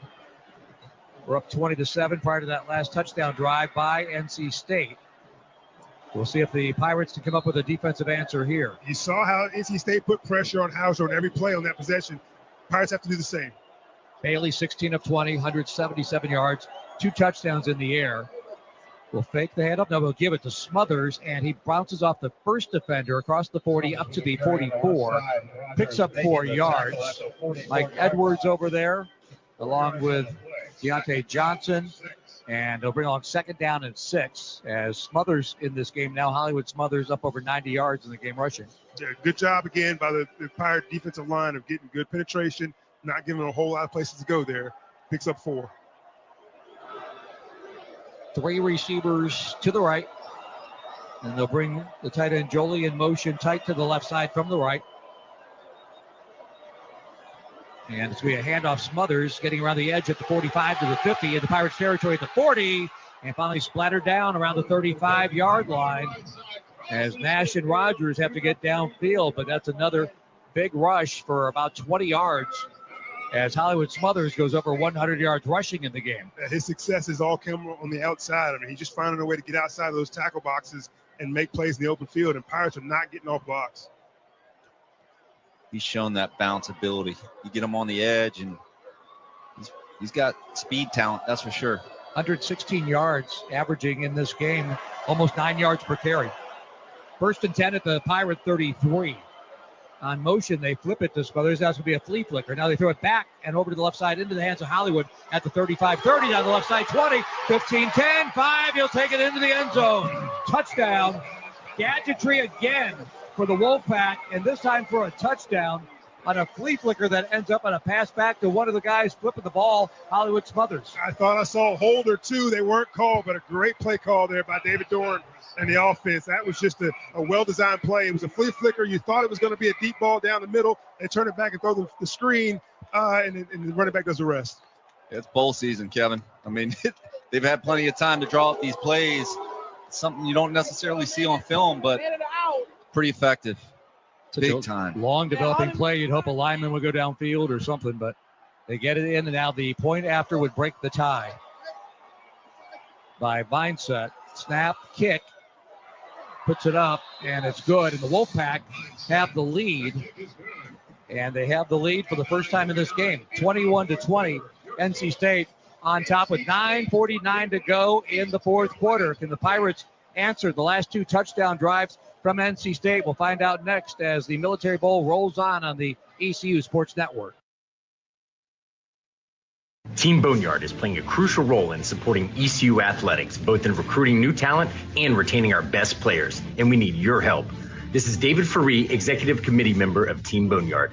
Over the past year, Team Boneyard has raised nearly $1.5 million to fund NIL deals for our ECU student athletes. We're excited to watch the new talent that joined us through the transfer portal, along with our top returning players, compete this season at ECU.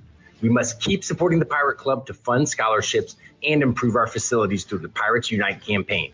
But in today's landscape, NIL funding is essential to stay competitive on the field and the court. As one major donor said, what's the point in having great facilities if we don't have the top players to fill them? To build up the Team Boneyard NIL fund, we need every Pirate to get involved right now. For as little as $10 a month, you can help ECU thrive. Head to teamboneyard.org today and join our efforts. teamboneyard.org. Go Pirates. Are you ready for some football, Pirate Nation? Bud Light is America's favorite light beer and the official beer of the ECU Pirates. When planning your fun times, be sure to pick up some Bud Light at your favorite retailer. This season, Bud Light has a new limited edition purple and gold ECU bottle on sale now. Cheers to football fun at the tailgate and in the stadium this year. And remember, always stay in the game and drink responsibly. Bud Light, the official beer of the ECU Pirates, and proudly distributed by Carolina Eagle Distributing since 1989. Go Pirates!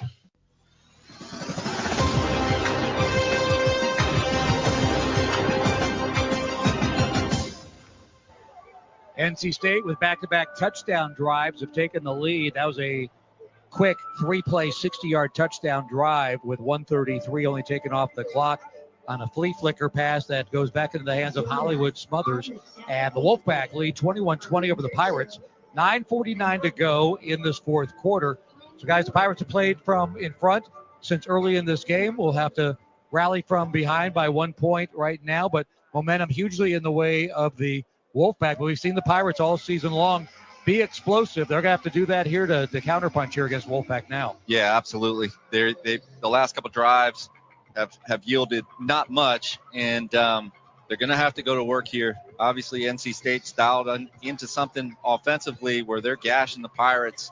Picked up an extra possession, as we talked about, on that pump fake that's yielded them some points.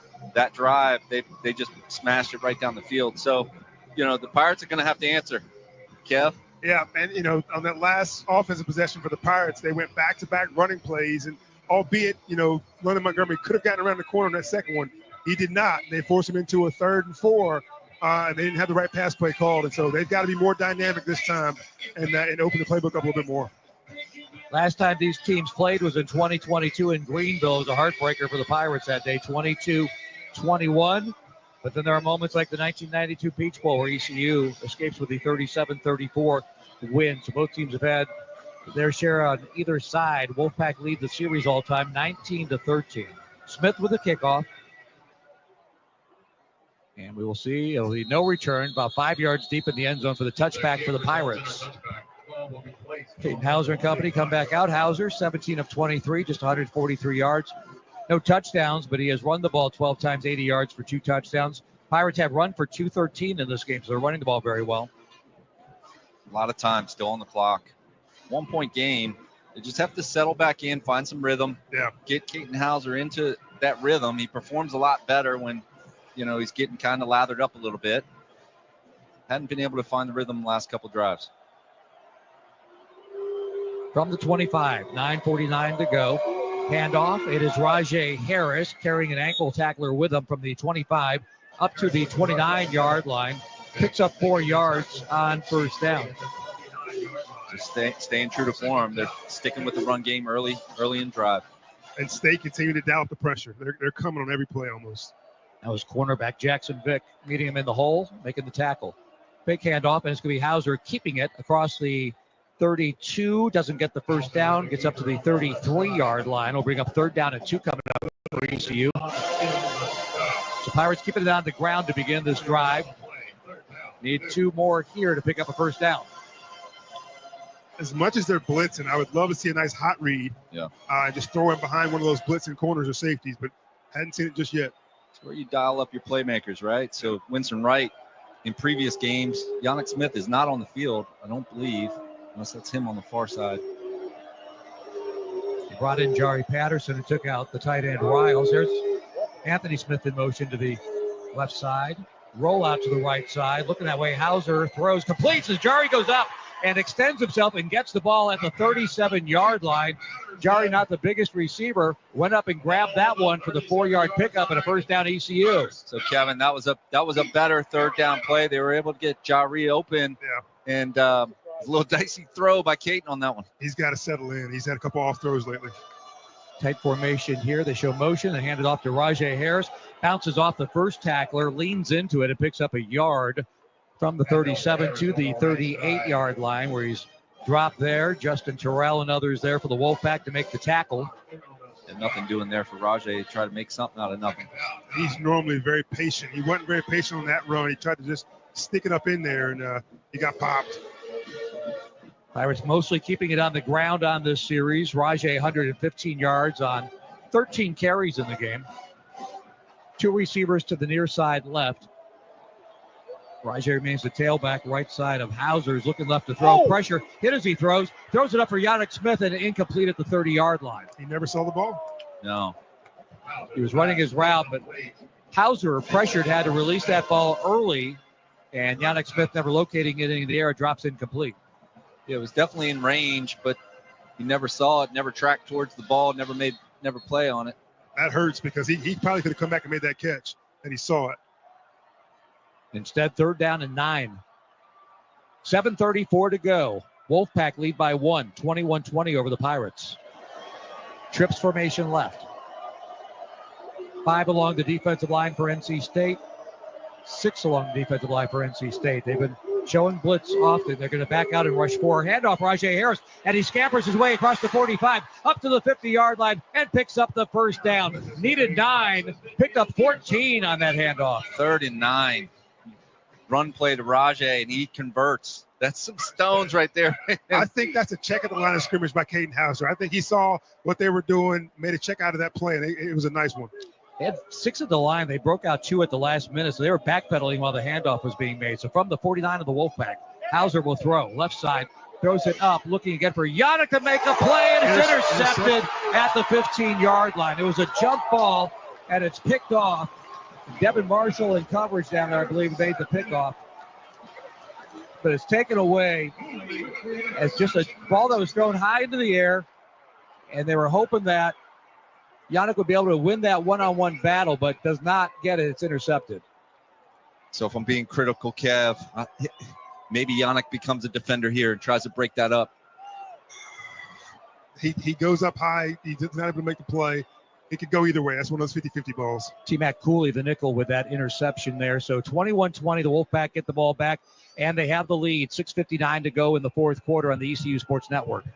It's bow time. Some classics never go out of style, like fresh egg, American cheese, and hickory smoked bacon on a made-from-scratch biscuit. But why stop there? Pair it with crispy bow rounds and a hot coffee or medium drink. Your morning deserves a breakfast that has it all. From the fluffy egg and crispy bacon to the melted cheese and, of course, a legendary Bojangles biscuit. That's the ultimate breakfast combo. Order in the app or at Bojangles. It's bow time. Looking for your next adventure? Discover Greenville, North Carolina, where small-town charm meets big city energy. Stroll through vibrant downtown Greenville, indulge in mouth-watering local eats, and soak in the natural beauty of our parks and waterways.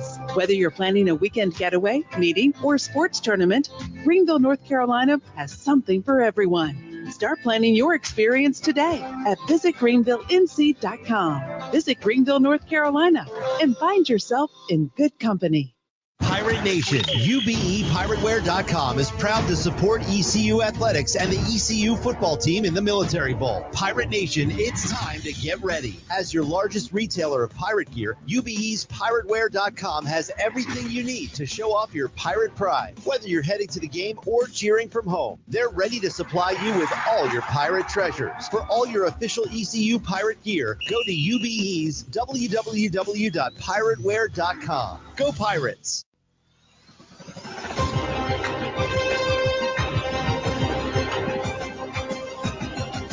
Painted purple with National Coatings by visiting nationalcoatingsinc.com. National Coatings Inc., where excellence meets every brushstroke. Pirates trail by 1, 21-20, 6:59 to go in the 4th quarter. And before the break, an interception by T-Mac Cooley, the nickelback for NC State, on a 50-50 ball with Yannick Smith, who gets inside and makes the interception there. And the Pirates were working with 1st and 10 and just run off a 14-yard run by Rajay Harris to get into Wolfpack territory. Had some momentum going, guys, but quickly give it back. Yeah, I think Caton liked that look on Yannick Smith with man coverage, took a shot there, but just ill-advised, kind of underthrown a little bit, never really gave him an opportunity to make a play on the ball. I think we'll see a heavy dose here of Smothers and the like. They're going to try to run the football to work this clock. Let's see if the Pirates are up for the task. Yeah, they're going to need to bring that similar effort they had in the first quarter. Get some push on this interior front. Out of the shotgun, they'll work. Again, from their own 15-yard line, 1st and 10, Wolfpack. Bring a receiver in motion to the left. Going to be a handoff, and Medin dropped after a short gain, just 2 yards. Trying to get around the right edge was Smothers, and brought down quickly there as the Pirates were ready for it. Elijah Morris with help for the Pirates. Really nice play there by Elijah Morris. Oftentimes, those tackles have been really manhandling the guys on the outside, and that play usually pops out. But he gets off that block and makes a nice one-arm tackle. I'm just going to call it a 1-yard gain from the 15 to the 16-yard line. Out of the pistol formation this time with Hollywood Smothers, who's got 117 yards rushing in this game. 2x2 receivers. Now they bring the tight end Jolie into a H-back position, left side. Run blitz coming. Here's the run to Smothers across the 20. Breaks out of it at the 25 to the 30 and makes his way. Still broke another tackle on his feet at the 38-yard line. He's about to go down, picked up 3 more yards, but Smothers takes it from the 16 up to the 38, a 22-yard run. Both Tymere Brown and Keyshawn Jackson are out there on this series. So neither Nash or Wilson Lamp, who started the game, are out there at corner right now. Not sure why, but a big run play there by Wolfpack. Yeah, Jamarly Riddle with an opportunity in the hole there to make the tackle and whiffed on it. Clock rolling, 5:45 to go, 1st down and 10. Keep it on the ground. It's going to be a handoff and up to the 40-yard line, held to just 2 yards. As again, the Wolfpack happy to run some clock. They've got the lead. Handoff was to Kendrick Raphael. Who's their third back. Hasn't seen as much time as Jordan Waters and Hollywood Smothers in this one. And a nice play there by Barker off at the linebacker spot, coming off the edge on a little linebacker blitz there, making that tackle. 2nd down and 8. Clock at 5:12. Play clock down to 10 as Bailey will use as much as he can. Checks with his line.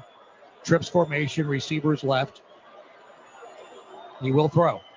Bailey back in the pocket. Going to throw, and that ball is incomplete, almost intercepted because it was overthrown. Opportunity for a moment for Keyshawn Jackson, the freshman, as that ball went through the receiver's hands. And for just a moment, Keyshawn Jackson tried to react to it and come up with it on the pass that was incomplete and intended for Rogers at the Pirates' 45-yard line. Andrew, I'm having crazy flashbacks. He looks a lot like Forrest Foster out there wearing that 37 in that corner. But he got turned in circles right there. That wouldn't have happened to Forrest. You got to be able to stop, come out of that break. He's got a little bit more size than Forrest. Yeah. But that 37 looks good. Big play here, though. 3rd down and 8 from the Wolfpack 40. Pirates with 5 around the line of scrimmage will bring 3. They'll drop coverage. Bailey's going to run. And he's going to take off at the 40, weaving his way at the 45, and he is wrestled out of bounds at the 47-yard line, about a yard or 2 short of the 1st down. So an interesting decision coming up for the Wolfpack with 4th down pending. I don't think they can risk going for it, but Dave Doran take the punt, so I think he may go for it. Got the offense on the field still. They got a good spot there. It looks to be about 2 yards short. Well, the Pirates, I think, Pirate defenders were going more for a strip. Fumble out of bounds. By rule, the ball returns to the spot of the fumble. Oh, wow. It's going to be 4th down. Yeah, the Pirates were going for the strip instead of getting him to the ground. So he was able to chew up a couple extra yards, but to catch a break there by moving the ball back a little. Yeah, that's a full 2 yards. I think you punt it now. 4th and 1, you might go for it. But yeah, hey, listen. Oh, they're going. This might be a timeout situation where they're going to try to draw them off sides. Hard count. Hold your water. Pirates have to be disciplined here. Play clock's at 7. Bailey with the hard hand clap. 5. Stands up, looks to the sideline. I don't think he's going to snap it. Nope. They will not. State does use a timeout. We've seen the Pirates this season get caught on that. Yeah. They come in with the hard count. They waited too long to do that. Had they held up the line of scrimmage with more time on the play clock, they might have been able to get them to jump off sides. Meanwhile, the game clock kept rolling. That's going to be the time showing is not correct. Please. There you go. Yeah. It just kept rolling after that timeout. So still 4th down, 4th and 2. So Kev, you got to alert for another fake here. I mean, you'd like to have a return. You'd like to set up your return, but this is also, you know, it's bowl season. Things can be pretty crazy here. It's another opportunity for Dave Dorn. It's good fake punt field right here, right in the middle of the field. And he also knows if he gets a first down right here, he's got a chance to put the game away. So he may do that. I think they punted away, no fakes, no action, but you never know. They're bringing the offense out. And I see C.J. Bailey. They're going to run a play. Well, this is put up or shut up time for East Carolina defense. Yep, putting it on the line here with 4th and 2. This is excellent field position if the Pirates can stop them. And they still have to play for them trying to draw them off sides. Got to watch the ball. Ball's at the 46. They're going to go pistol formation.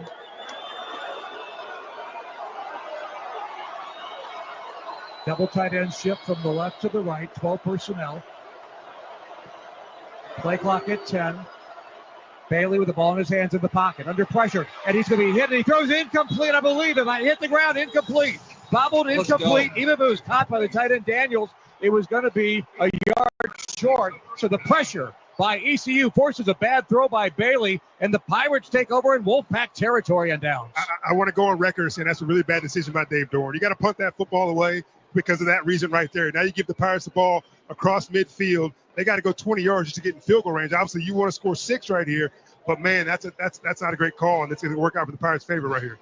Yeah, especially you've had this Pirate offense a little shaky in the last few possessions. You can pin them deep, make them go the field. Now you give it to them on the 46-yard line. Pirates might have something cooking here. All right, so they go offset I. They bring Rajay to the right hip. Now a handoff the left side. He's met and dropped, though. About a lost a yard back to the 47-yard line. Tried to overload the left side with an extra blocker, but still the Wolfpack able to get through and get to Rajay Harris for at least no gain, maybe lost a yard. Yeah, they lost. State had good penetration on that one. Well, East Carolina's definitely in 4-down territory, so they got 3 more downs to go to get this first down. And Noah Perez does not have the strongest legs. He really got to get into good position. Run blitz coming. Under pressure, Hauser hit as he throws. That ball's going to hit the grounders. It intercepted at the 43-yard line. It might be intercepted. It might have hit the ground. They're calling it as an interception on the initial call. Penalty flag is down. That's just going to be celebration. Going on the field is an interception. It's going to be a first down at the spot of the interception. It's first down, NC State. Look at it again. And once again, it was that same interceptor from the previous series, T-Mac Cooley, who ends up with the ball in his hands as Hauser is hit as he throws. Ball comes out. Was that hand coming forward at all? Well, either way, it's going to be, I think that ball might have, does it hit the ground is the only question. Right. Cooley drives for it. Does the ball touch the ground? The Pirates are waving it off as they look at the video board. Hauser's got to see that guy coming. He came from his front side. It wasn't a blind side hit. He came from his front side. He's got to see that. The previous play of an interception is under review. It's going to be hard to overturn that one, I think. But you're right. Caton should have seen that one coming, maybe tucked that.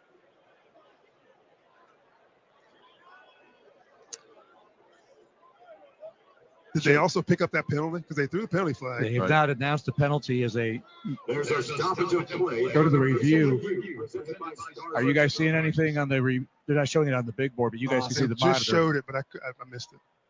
That wasn't a great angle, but it looked like maybe he trapped it.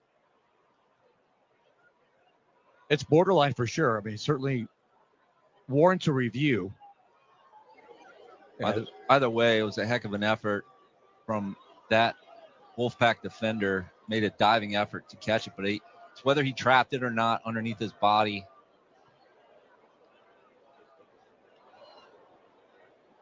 Yeah, that's just wow.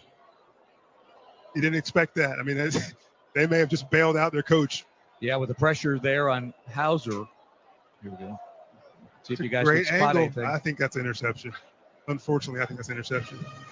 It holds up. It'll be a second in the last couple of moments by T-Mac Cooley, who's a redshirt freshman out of Knightdale. Remember, the ball can touch the ground as long as you have it under control. And I think that's what happened. Yeah, I think that's going to stand. And the fact that they called the interception on the field just doesn't help the Pirates at all. And only 3:49 to go on the clock. Pirates have 2 timeouts, trailing 21-20 to the Wolfpack.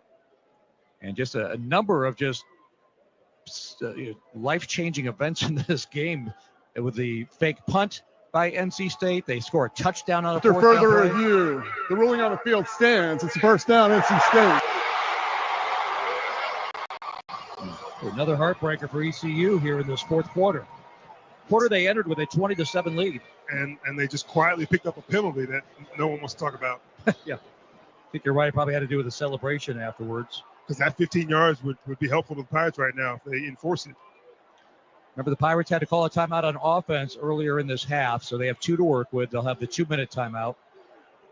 And Coach Harrell's out in the midfield. He wants to know what's going on with that penalty.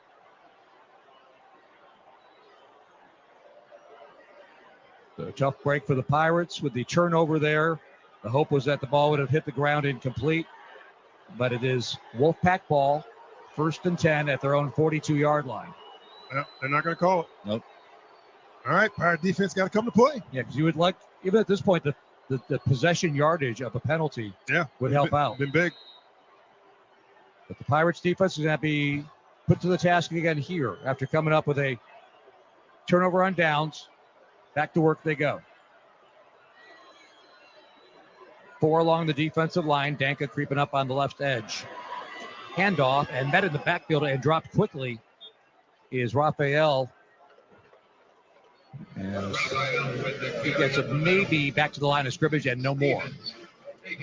Yep, you know they're going to run the football. You can't sell out too much up the middle, but that's where they've been heading, and you got to make sure that nothing bounces outside. So nice job there by the Pirates. Clock will continue to roll. Pirates not using a timeout yet. 3:23 to go in the fourth quarter. 21-20 Wolfpack. As they'll bring back out Dakari Collins as a receiver onto the field. The tight end Dante Daniels checks back in. Raphael continues as the running back, 4 on the play clock. Handoff, and it's Raphael pushed back as he gets to the 45-yard line. Omar Rogers able to help push him back after a gain of maybe 3. Clock rolling at 2:52. 3rd down and 7 coming up now for NC State. Big moment here in the ball game again for the Pirates defense. 2 timeouts, and you have the 2-minute timeout as well. So it's basically like 3 timeouts. So the Pirates in good shape here not to call anything.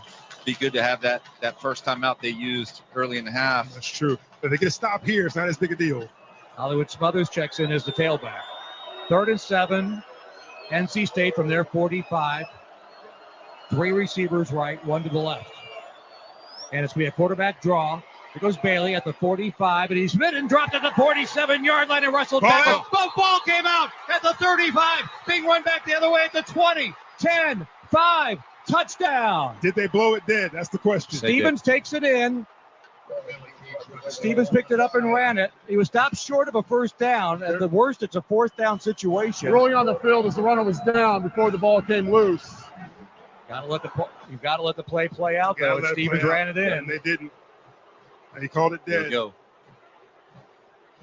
Bailey was wrapped up and thrown back by the freshman, Keyshawn Jackson. I don't know. That ball looked like it was coming out before. It did. Forward progress was stopped before the ball came loose.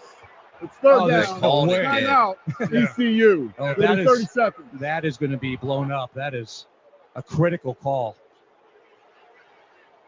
They called forward momentum, called it dead before the ball came out. That's a tough one. That's okay. That's okay. They get the ball here on the punt. They got to go make a play. Well, you had an opportunity for a touchdown in your hands, though. They blew the whistle dead on what could have been a Chad Stevens touchdown.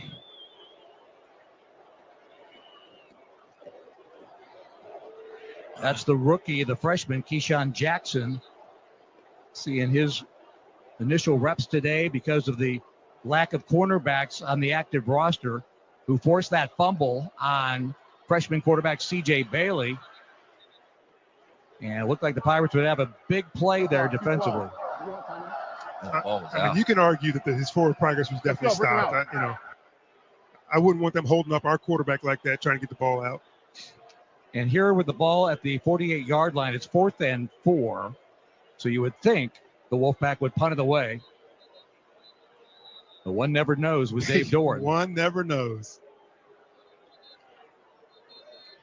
A lot of time in between what transpired and what's going to happen next. That's the punt team. All right, so there's the punt team. It's going to be Jamarly Riddle dropping back as a punt returner. He's dangerous back there. You give him a returnable ball, anything can happen. He will be standing at the 8. 2:12 to go.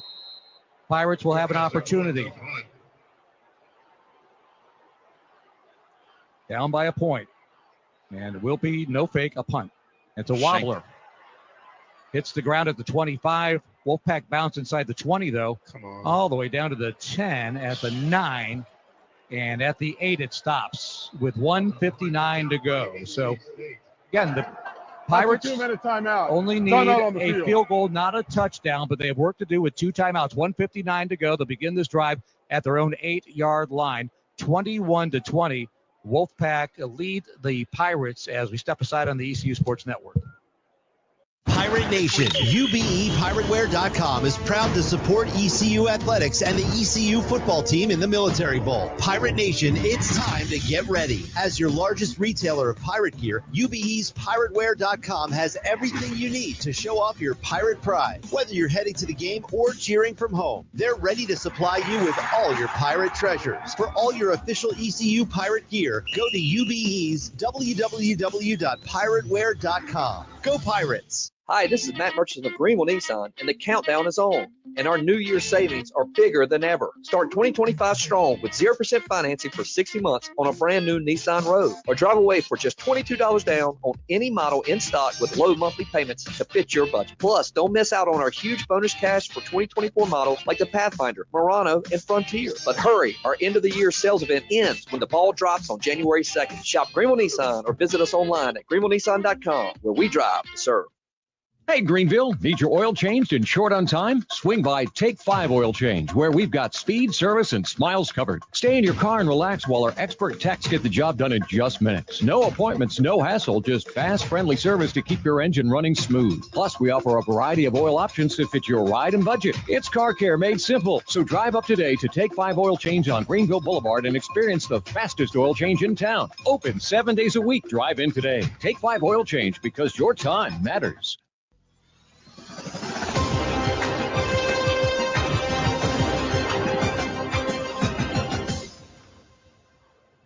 All right, the final 2 minutes, 1:59 officially to go in the Go Bowling Military Bowl. Wolfpack 21, Pirates 20. ECU led at the beginning of this fourth quarter 20-7, but back-to-back touchdowns in a variety of manner by NC State has given them the 1-point lead. Pirates have come close to being heroic at certain times in this game of fourth down stops. Momentarily thought they might have had a defensive touchdown, but a play whistled dead as forward progress was stopped on the quarterback, C.J. Bailey, before the ball was forced out. Forces a punt, so the Pirates do need a field goal. They have to begin this drive inside their 10-yard line.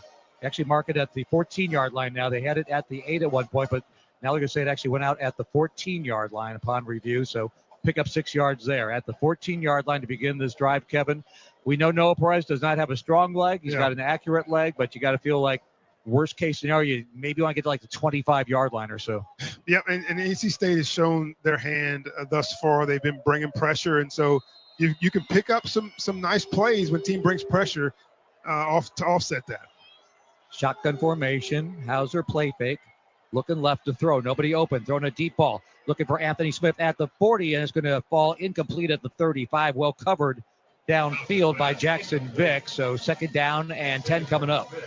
I don't like that they're just throwing it up and hoping for a play. I'd like to see them, work some action where they can get guys moving across the middle or going across the field, get some guys open on these deep throws. Wiles and Patterson, triple actually formation now to the right, all the way down to the numbers.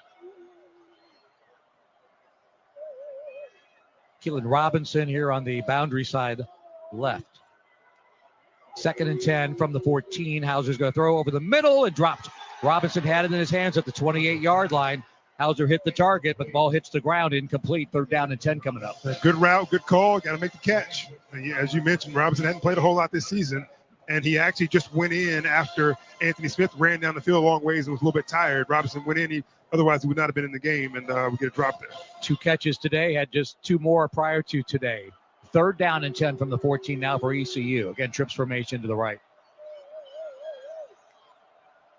And it's going to be a handoff. Busting through is Rajay Harris at the 20, 25, 30 down the left side. 40. He makes a man miss at the 50. Off to the races. 40, 30. A chase is on. 10, 5. Touchdown. You gotta be kidding me. You gotta be kidding me. On a handoff. What just happened? Rajay Harris goes 86 yards on 3rd and 10. Rips his helmet off. And the Pirates are in the lead. 3rd down and 10, and they call a running play. Nobody expected it, and Rajay Harris got off that left tackle. He cut upfield, made one cutback, and nobody could catch him. Unbelievable play by the big guy. I mean, the handoff. Everybody's expecting run. Everybody's expecting passing. A run by Rajay Harris. Got to go for 2 here. Yeah, it's a 5-point game. Nothing be gained by leading by 6.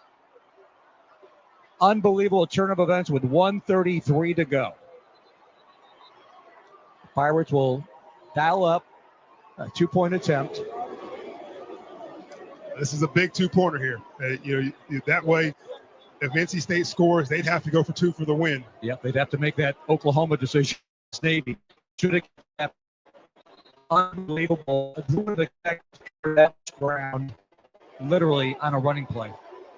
Anthony Smith is upset and he pulled away by Caden Hauser. There's obviously emotions on the field. There's, I'm sure, a ton of trash talking going on right now. Nobody needs to pick up an unsportsmanlike conduct penalty before we conduct this play. I think they just pulled him off the field, too, so cooler heads could prevail out there. Remember, Anthony Smith played for NC State, so he played for that team. He knows them well. They go again to this formation where 3 receivers go all the way over to the number side to the right, and now we got a timeout. Yeah, Blake Harrell just called timeout. Yep.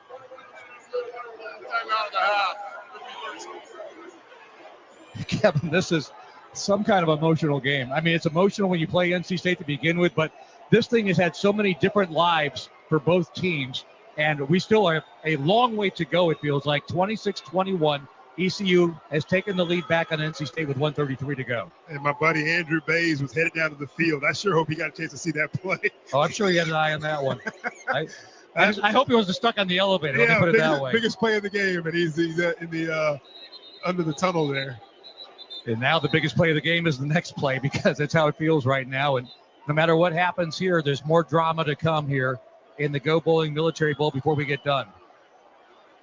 Fascinating game. Wow. Rajay with the 86-yard run, by the way. 214 yards rushing in this game on just 16 carries. And he's been telling us, he's like, I got the speed. I got the speed. He told us in the offseason, I'm back. And he showed it several different times this year. Watch Casey Kelly here at tight end. Watch them try to get him open. Montgomery's the running back. They're going to run the option now. A throw, and it's dropped. Oh, he hit the target.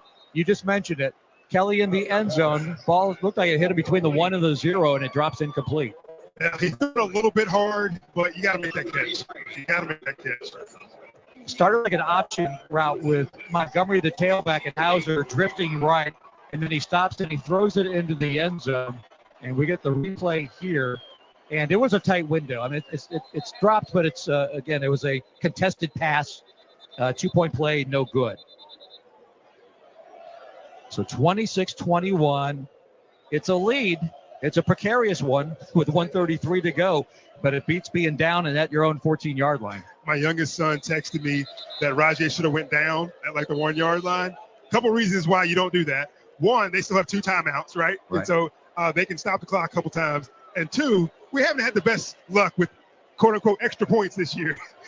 So if you go down and try to kick the little point to win, you just never know what's going to happen. Well, then you get a false start, and just take the touchdown. He did that. I believe it was the North Texas game where he went down, and then the next play they laid down and let him get the touchdown anyways. But there's a school of thought to that. But this should be a squib kick here. You don't kick the ball deep Kaufman is so good. To Kaufman. Let's see what they do.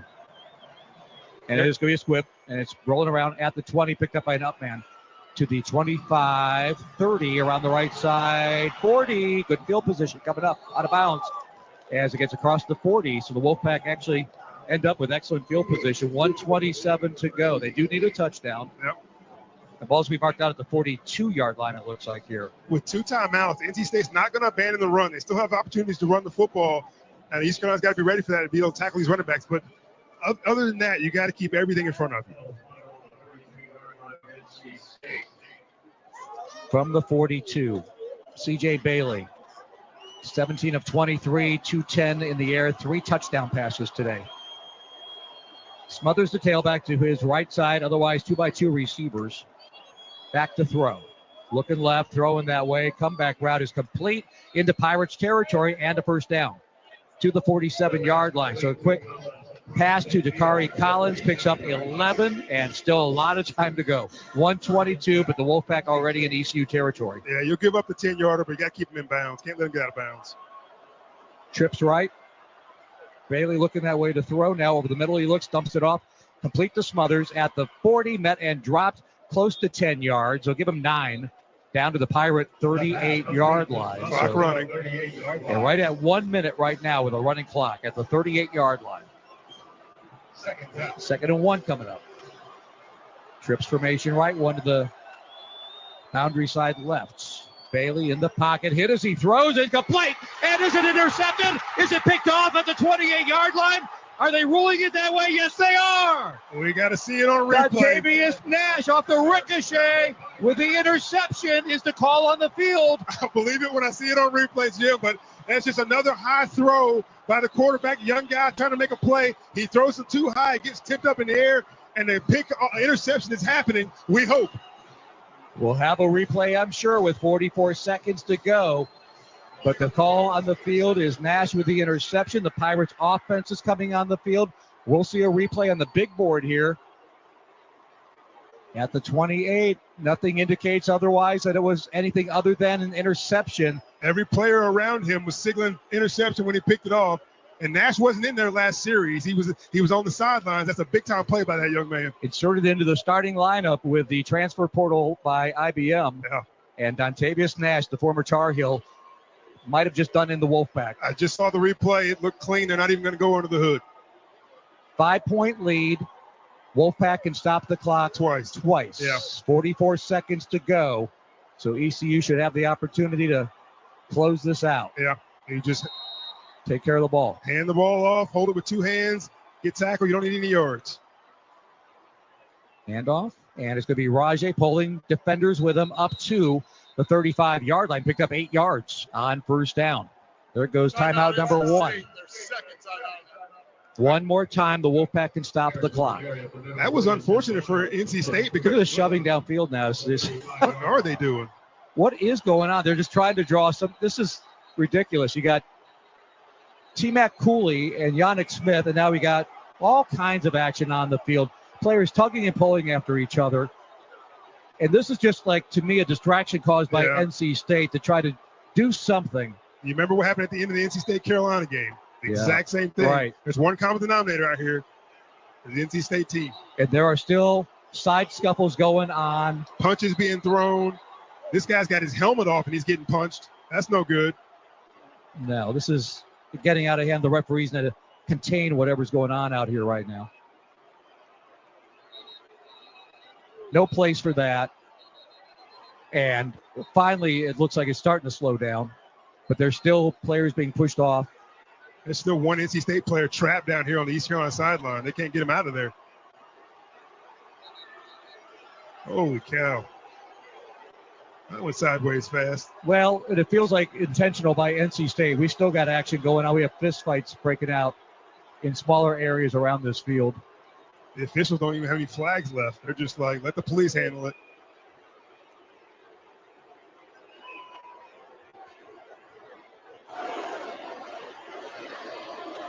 This is going to take a while to sort out and get everybody back to their sidelines. I don't think they're going to be shaking hands after the game, regardless of who wins. Dave Dorn said it's not a rivalry. Guess what? It's a rivalry whether you want it to be or not. Holy cow. Coach Dorn, with all due respect.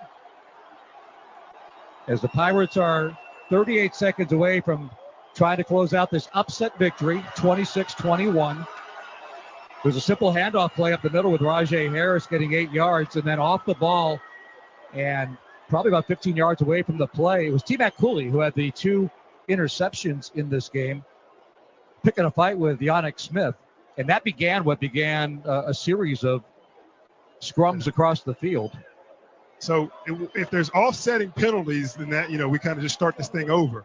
But if which is the only fair resolution. If not on NC State, the only other way would be that. That's what I was going to say. But if it's on NC State, then that's basically ball game. That would be give them a first down and just kneel it out. And one timeout is all they have left. Yeah. But either way, with 2 yards to go, they just run up the middle twice. You think they get those 2 yards, ball game's over. They're still sorting it out. Again, just to recap, 26-21. Pirates lead, 38 seconds to go on a Rajay Harris 86-yard touchdown run, and then an interception by Dontavius Nash has given the Pirates the ball back. They run an 8-yard running play with Rajay again, and then all heck broke loose on the field.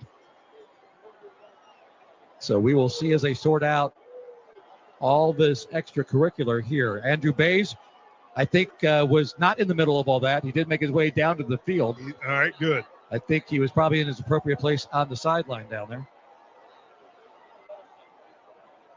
Is Andrew hooked up with a microphone? Are we able to speak with him down there? Let's see if we can make contact. Andrew is making his way down. You can. He's having, it's loud, but see if you can talk back and forth with him. Hey, Andrew, just if you can hear us, what was your perspective on all that ruckus that took place after the play? Fellas, I can't hear you. The crowd down here is unbelievable. We should text him our questions. Yeah. But Andrew's down there, but you can hear the crowds chanting, and it's especially a Pirate crowd here, you got to say, by the way, here at the Military Bowl, outnumbering the Wolfpack fans, and that's the loud noises and the chanting that you're hearing. You can hear it. So let's go Pirates. And this has taken a long time to figure out whatever they're going to call after the play. Just tell Andrew we just want his thoughts on the environment. He didn't have to hear us. Just tell him he can just talk. What'd you see? We need a witness. We saw it from up here. We probably saw it better than he did from up here, honestly. Pirate players are dancing, by the way, and having a good time, so they're not feeling anything but a victory coming their way here. Remember, these two teams will see each other again next season in Raleigh to open the 2025 season. Hey, David, come back to me. I can hear now. There we go. Hey, Andrew, we just wanted to get your perspective on what happened after that play as the referees continue to sort out this mess. Yeah, I mean, I can't tell you how crazy it is down here on the sideline. There's a lot of energy, a lot of bodies flying by. I think Kevin said it. There was a state player that got pinned in. Oh, we got an ejection. Hang on. I'm surprised there wasn't a bigger melee, to be honest with you. Hang on 1 second, Andrew. And 54 have also been ejected. It's going to be third down.